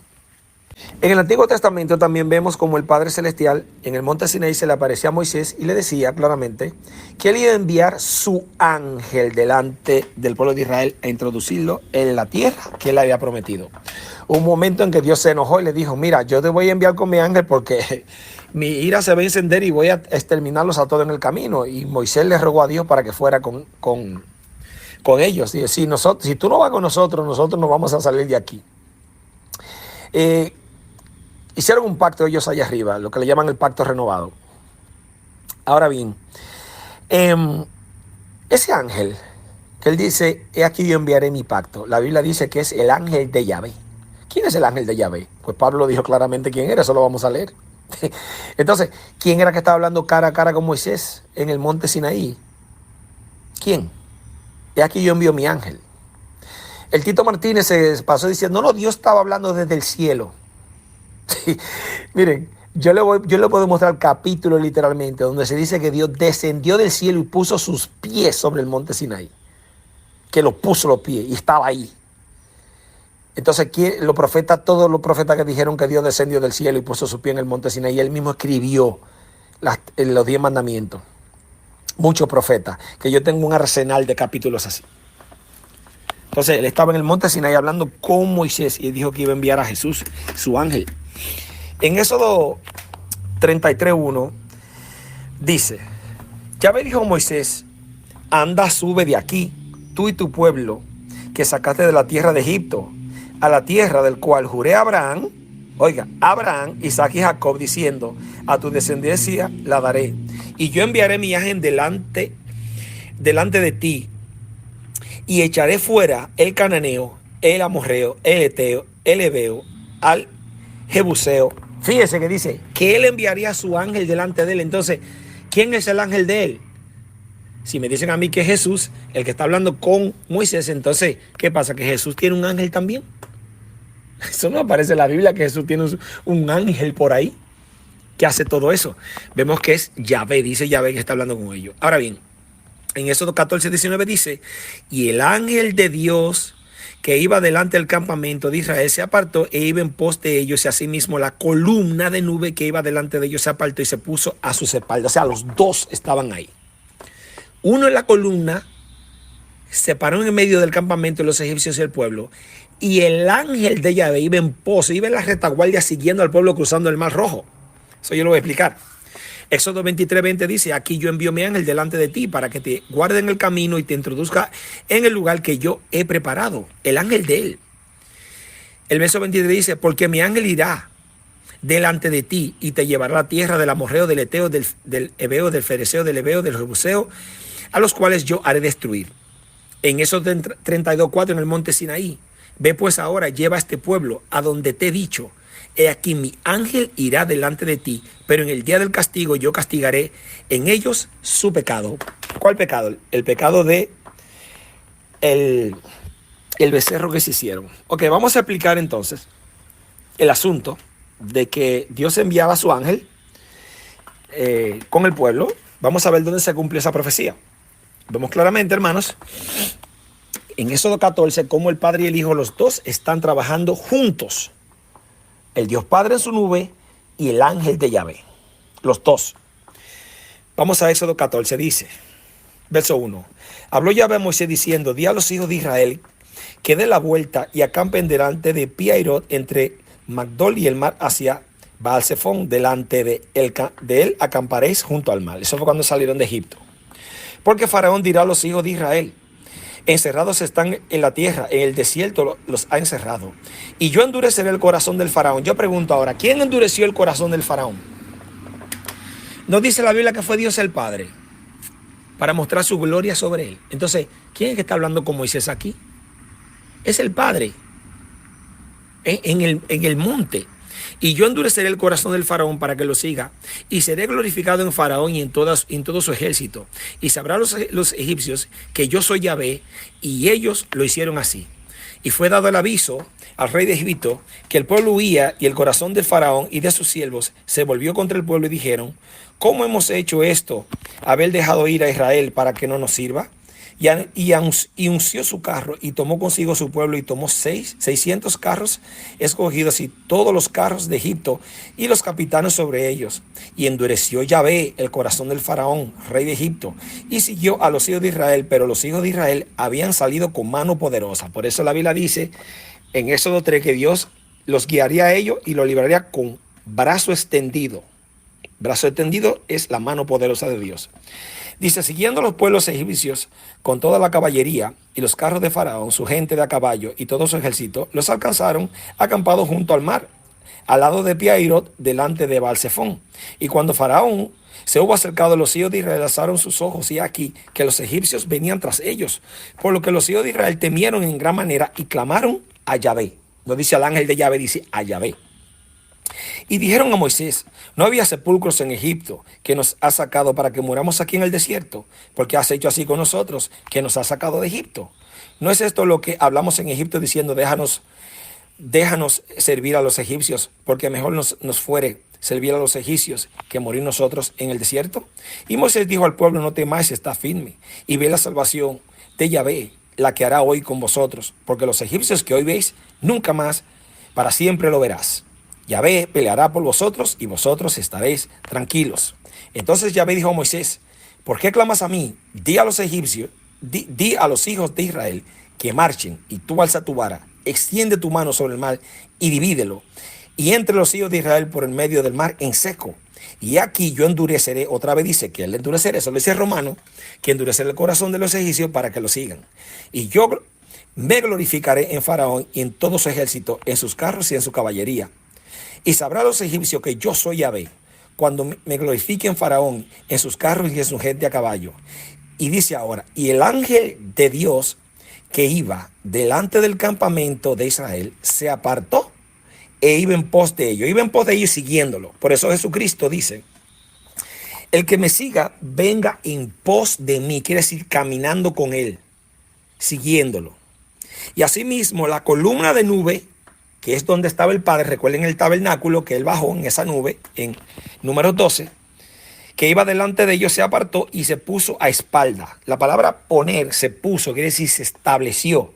El ángel iba con ellos, pero él se estableció, se paró en medio para que ninguno se juntaran toda esa noche. E iba entre el campamento de los egipcios y el campamento de Israel, y era nube y tinieblas para aquellos, y alumbraba Israel de noche. En toda aquella noche nunca se acercaron los unos a los otros. Y extendió Moisés su vara sobre el mar, e hizo Yahvé que el mar se retirase por recio viento oriental toda aquella noche, y volvió el mar en seco, y las aguas se quedaron divididas. Entonces los hijos de Israel entraron por medio del mar en seco, teniendo las aguas como muro a su izquierda y su derecha. Y siguiendo los egipcios entraron hacia la mitad del mar, toda la caballería del faraón y sus carros y su gente de a caballo. Y aconteció que a la vigilia de la mañana, o sea, toda esa noche, iban el pueblo de Israel cruzando con el ángel y Dios deteniéndolos. Pero Dios, hubo un momento en que se apartó, levantó su nube, se quitó del medio, y ellos siguieron al pueblo que iba cruzando el mar. Aconteció a la vigilia de la mañana que Yahvé miró el campamento de los egipcios. Escuche desde dónde. Desde la columna de nube. ¿Dónde estaba el ángel de Yahvé? ¿De este lado o del otro lado ya con el pueblo de Israel? Pues del otro lado, porque él iba con ellos en pos, estaba siguiéndolos. Pero la columna estaba de este lado, parado en seco, deteniendo a los egipcios. Y dice que Dios miró ¿desde dónde? Desde la columna de nube. Ahí estaba él. En la misma columna de nube que descendió al campamento, ahí al tabernáculo con Moisés, María y Aarón. Por lo tanto fue Dios. Dice, vuelvo a repetirlo, dice. Bueno, disculpa que me entró otra llamada. Como ya saben lo que pasa, inmediatamente me pongo a hacer estos estudios.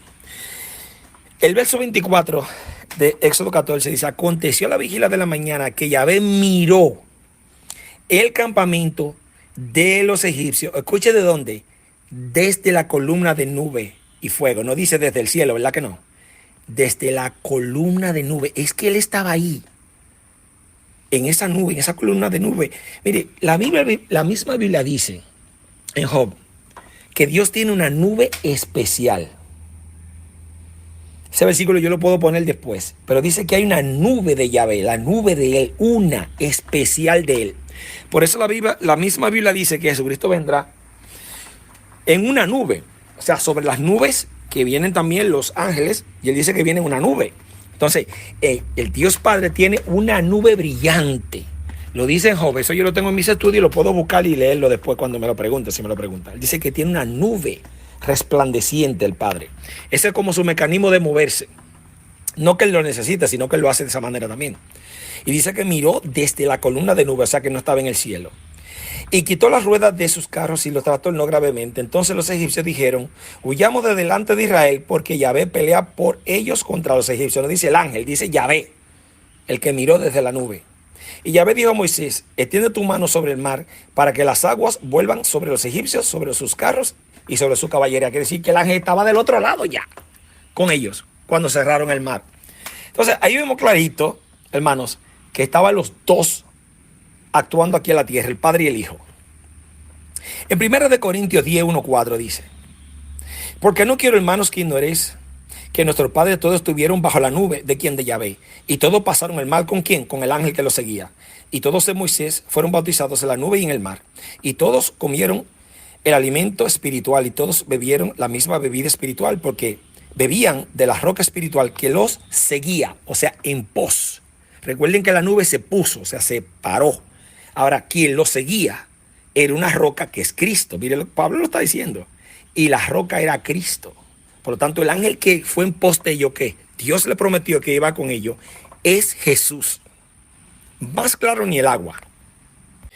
Demostrando así de forma irrefutable que el Dios Padre estaba aquí en la tierra trabajando con su Hijo.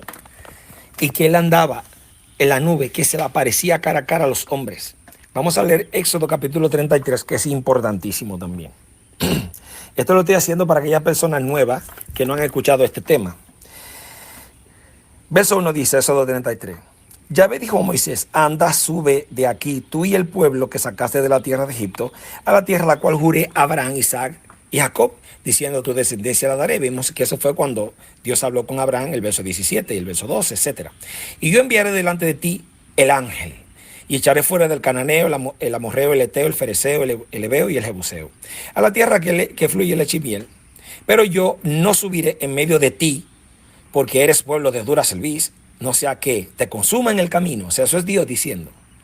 Y oyendo el pueblo esta mala noticia, vistieron de luto, y ninguno se puso sus vestidos, porque Yahvé había dicho a Moisés, di a los hijos de Israel, vosotros sois pueblo de dura cerviz, en un momento subiré en medio de ti y te consumiré.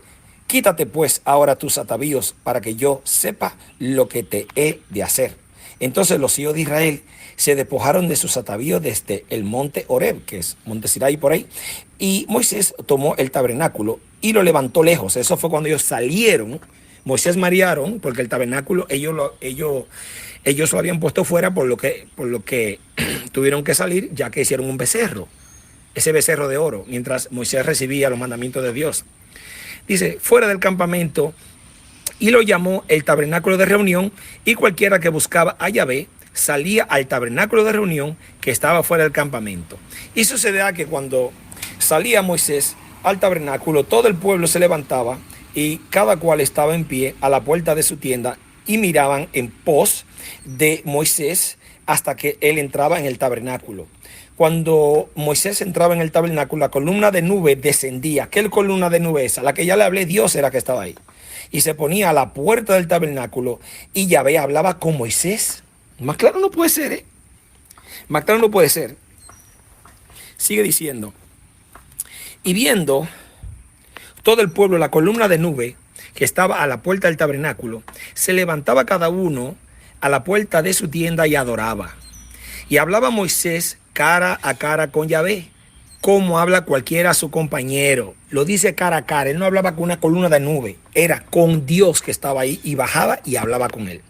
Y él volvía al campamento, pero el joven Josué, hijo de Nun, Su servidor nunca se apartaba de medio del tabernáculo. Eso era increíble. Josué, de ese sí no se puede hablar mucho en la Biblia porque es una persona súper recta. No se han visto ninguno pecado que cometió Josué, ni nada, aunque como ser humano sí, pero mire lo recto que era Josué. Yo le puse a mi hijo Josué, su nombre. Y dijo Moisés a Yahvé, mira, tú me dices a mí, saca a este pueblo, y tú no me has declarado a quién irás a quién enviarás conmigo. Sin embargo, tú dices, yo te he conocido por tu nombre y he hallado también gracia has hallado gracia en mis ojos. Ahora pues, si he hallado gracia en tus ojos, te ruego que me muestres ahora tu camino. O sea, tu camino es conocerte mejor. Eso es lo que quiere decir, conocerte mejor. Para que te conozca y halle gracia en tus ojos. Y mira que esta gente es pueblo tuyo. Y él dijo, mi presencia irá contigo y te daré descanso. Escuchen lo que dice. Mi presencia irá contigo. Vemos que eso no es algo metafórico, que Dios estaba ahí literalmente. Y Moisés respondió, si tu presencia no ha de ir con nosotros o conmigo, no nos saque de aquí. ¿Y en qué conocerá aquí que ha hallado gracia en tus ojos, yo y tu pueblo, sino en que tú andes con nosotros y que yo y tu pueblo seamos apartados de todos los pueblos que están sobre la faz de la tierra? Y Yahvé dijo a Moisés, también haré esto que has dicho, por cuanto has hallado gracia en mis ojos y te he conocido por tu nombre. Él entonces dijo, te ruego que me muestres tu gloria. Aquí vamos a llegar a un punto muy importante. Fíjese cómo le dice, te ruego que me muestres tu gloria. Él está diciendo que quiere ver a Dios glorificado, o sea, resplandeciente. Y respondió, yo haré pasar todo mi bien delante de tu rostro y proclamaré el nombre de Yahvé delante de ti y tendré misericordia del que tendré misericordia. Este versículo 19 es que él exaltaría su misericordia. No quiere decir que es otro Yahvé adorando, alabando otro Yahvé. Hay versiones bíblicas que lo aclaran mejor. Y tendré misericordia del que tendré misericordia y seré clemente con el que seré clemente. Y dijo más, no podrás ver mi rostro glorificado, entiendan, glorificado, porque no me verá hombre y vivirá. Por eso que es un Dios invisible, porque ningún ser humano puede ver a Dios que mora en una luz inaccesible, como lo dice 1 Timoteo 6, capítulo 13 en adelante. Lo dice claro, el único que mora en luz inaccesible, porque Moisés le pidió ver la gloria, esa luz inaccesible. Y le dijo, ninguno puede ver mi rostro, sea glorificado, así como se lo está diciendo, y que viva. Pero vamos a ver en Apocalipsis entonces si Jesús y el Padre son la misma persona. Porque a Jesús igual le describió su cara y no murió. Entonces, tenemos un Dios mentiroso que dice, mi rostro glorificado tú no lo puedes ver, pero Juan lo vio y no muere. No, es que son dos personas diferentes, la que vio Juan y la que vio Moisés. Y dijo aún, ya ve aquí un lugar junto a mí, y tú estarás sobre la peña, y cuando pase mi gloria, o sea, yo glorificado, yo te pondré en una hendidura de la peña y te cubriré con mi mano hasta que haya pasado. Después apartaré mi mano y verás mis espaldas, mas no verás mi rostro glorificado, entiéndanlo. ¿Y qué espalda fue la que vio? ¿La espalda de quién? Pregúntese, ¿la espalda de quién fue que vio Moisés? De Dios, porque Dios tiene espalda, tiene pie, tiene brazo, tiene todo. Somos una imagen de Él. Para aquellos que dicen que Dios no ha sido visto ni que tiene un cuerpo. Ahora bien, si Dios no miente, y Dios le dijo a Moisés que cualquier persona que ve ese rostro con esa luz inaccesible, que por eso es invisible, muere, entonces ¿quién era que estaba en Apocalipsis? Si muchos dicen que era Jesús que está hablando con Moisés, que dijo que nadie podía ver su rostro glorificado. Vamos a Apocalipsis a ver entonces si Dios miente o era otra persona que está hablando con Moisés, que no era Jesús. Apocalipsis 1, 12 al 17 dice, y me volví para ver la voz que hablaba conmigo, y vuelto vi 7 candeleros de oro, y en medio de los 7 candeleros a uno semejante a hijo de hombre. O sea, el hijo del hombre es Jesús, vestido de una ropa que llegaba hasta los pies y ceñido por el pecho con un cinto de oro. Su cabeza y sus cabellos eran blancos como la lana. O sea, está viendo su rostro ya, como nieve, sus ojos, estaba viendo su rostro, ¿sí o no? Glorificado. Semejante a sus ojos como llamas de fuego. Y sus pies semejante al bronce bruñido, refulgente como un horno. Esto es un espíritu que él está viendo. Así son los espíritus. Ese es el cuerpo de los espíritus, de los seres celestiales. No son invisibles, se hacen invisibles, pero este es el cuerpo celestial. Estos son los llamados espíritus. Así son su cuerpo. Y su voz como el estruendo de muchas aguas. Tenía en su dieta 7 estrellas. De su boca salió una espada aguda de 2 filos. Y su rostro era como el sol. ¿Usted escuchó? Su rostro era como el sol cuando resplandece en su fuerza. ¿Está viendo su rostro resplandeciente, sí o no? Pues sí. Quiere decir que el que le dio a Moisés, si ve mi rostro muere, no era Jesús. Si ve mi rostro glorificado, mueres, pues no era Jesús. Entonces, ¿quién era que estaba viendo a Moisés? Al Padre Celestial. Más claro, ni el agua, porque Dios no miente.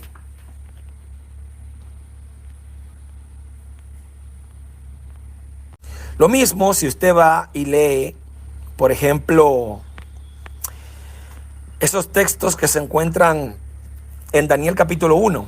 Daniel capítulo 1 enseña claramente que el mismo que describió Juan, ese mismo le apareció como un varón, como el ángel de Dios, a Daniel. Vamos a leer el capítulo 10 de Daniel para que usted vea que Daniel también vio a Jesús en su preexistencia, que volvió a tener Jesús cuando resucitó, porque como Juan lo vio, es que era Jesús antes. Jesús vino como un hombre, pero antes de ser un hombre, Daniel lo vio como lo vio Juan, como un espíritu. Daniel 10:1 en adelante dice: en el año tercero de Ciro, rey de Persia, fue revelada palabra de Daniel llamado Belsasar, y la palabra era verdadera, el conflicto grande. Pero él comprendió la palabra y tuvo inteligencia la visión. En aquellos días yo, Daniel, estuve afligido por espacio de 3 semanas. No comí manjar delicado, ni entró en mi boca carne ni vino, ni me ungí con ungüento, hasta que se cumplieron las 3 semanas. Y el día 24 del mes primero estaba yo a la orilla del gran río Hiddekel. Y alcé mis ojos y miré, y aquí un varón vestido de lino, un varón, apariencia de varón, y ceñido sus lomos con oro. ¿Qué tenía Jesús en Apocalipsis? Un cinto de oro. Su cuerpo era como de berilo. Mire, busquen en el internet lo que es el berilo, para que ustedes vean lo que es el berilo. El berilo no es carne ni sangre, es un material.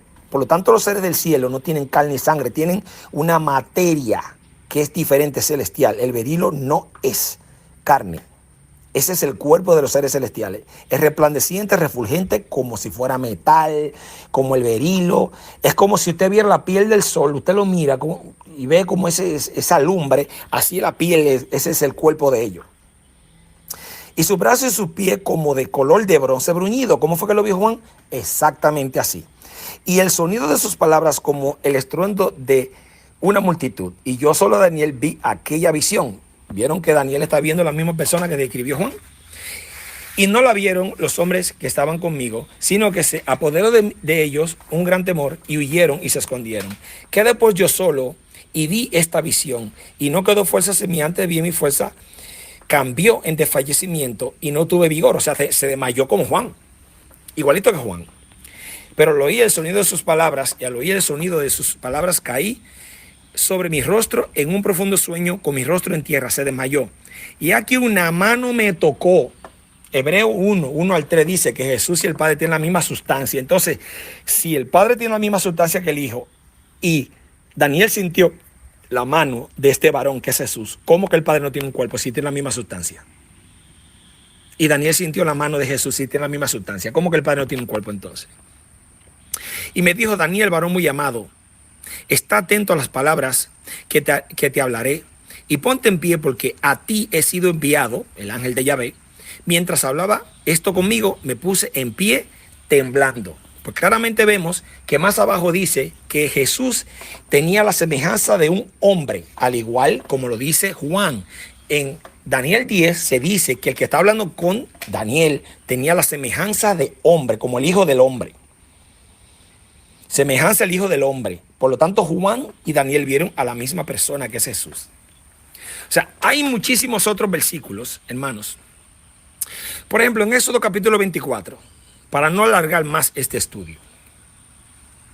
porque yo tengo muchísimos otros capítulos, demasiado tengo, que demuestro que el Padre fue visto y le apareció a muchísimos hombres en el Antiguo Testamento. En Éxodo 24 se dice que 74 ancianos vieron a Dios glorificado desde lejos. Léalo. Éxodo 24. Y definieron sus partes físicas. Él estaba glorificado. Y lo vieron 74 ancianos. ¿Y dónde nosotros podemos confirmar que era el Dios viviente? Que es fuego consumidor, como lo dice la Biblia. Usted solamente tiene que leer, después de Éxodo 24, leer Deuteronomio 4 y Deuteronomio capítulo 5. El capítulo 4 y el 5 ahí lo dice Moisés claramente, que ellos vieron al Dios viviente en el monte Sinaí. Y esos 74 ancianos lo vieron literalmente al Dios Padre glorificado. Otros lo vieron en visión, como Daniel, en el capítulo 1 de su libro, donde dice que había a Dios sentado en un trono. Isaías lo vio en un trono.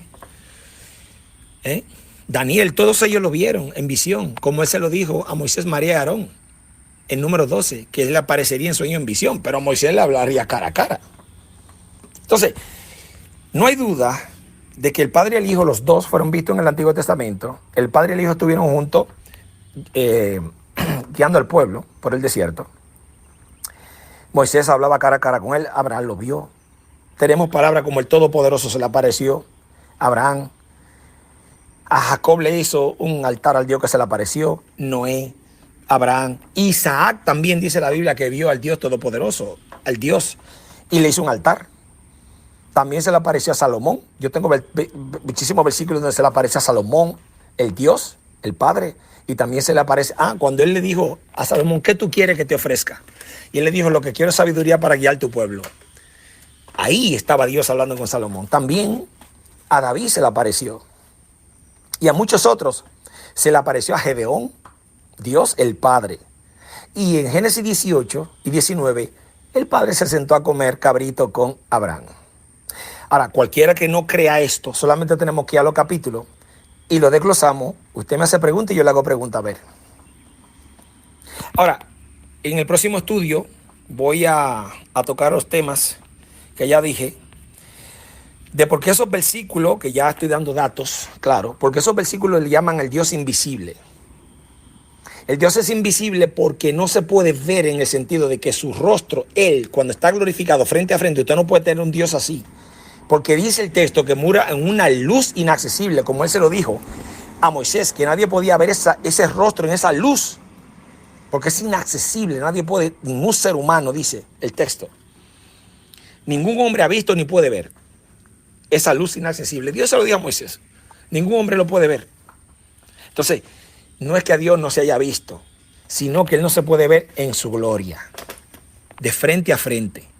Ahora, a Jesús sí lo vio Juan y no murió. Por lo tanto, el que habló con Moisés, que tiene su ángel, ese es otro. Así que voy a dejar el estudio hasta aquí, hermanos, porque se ha hecho un poquito largo, pero hay muchos hermanos que no habían escuchado este tema.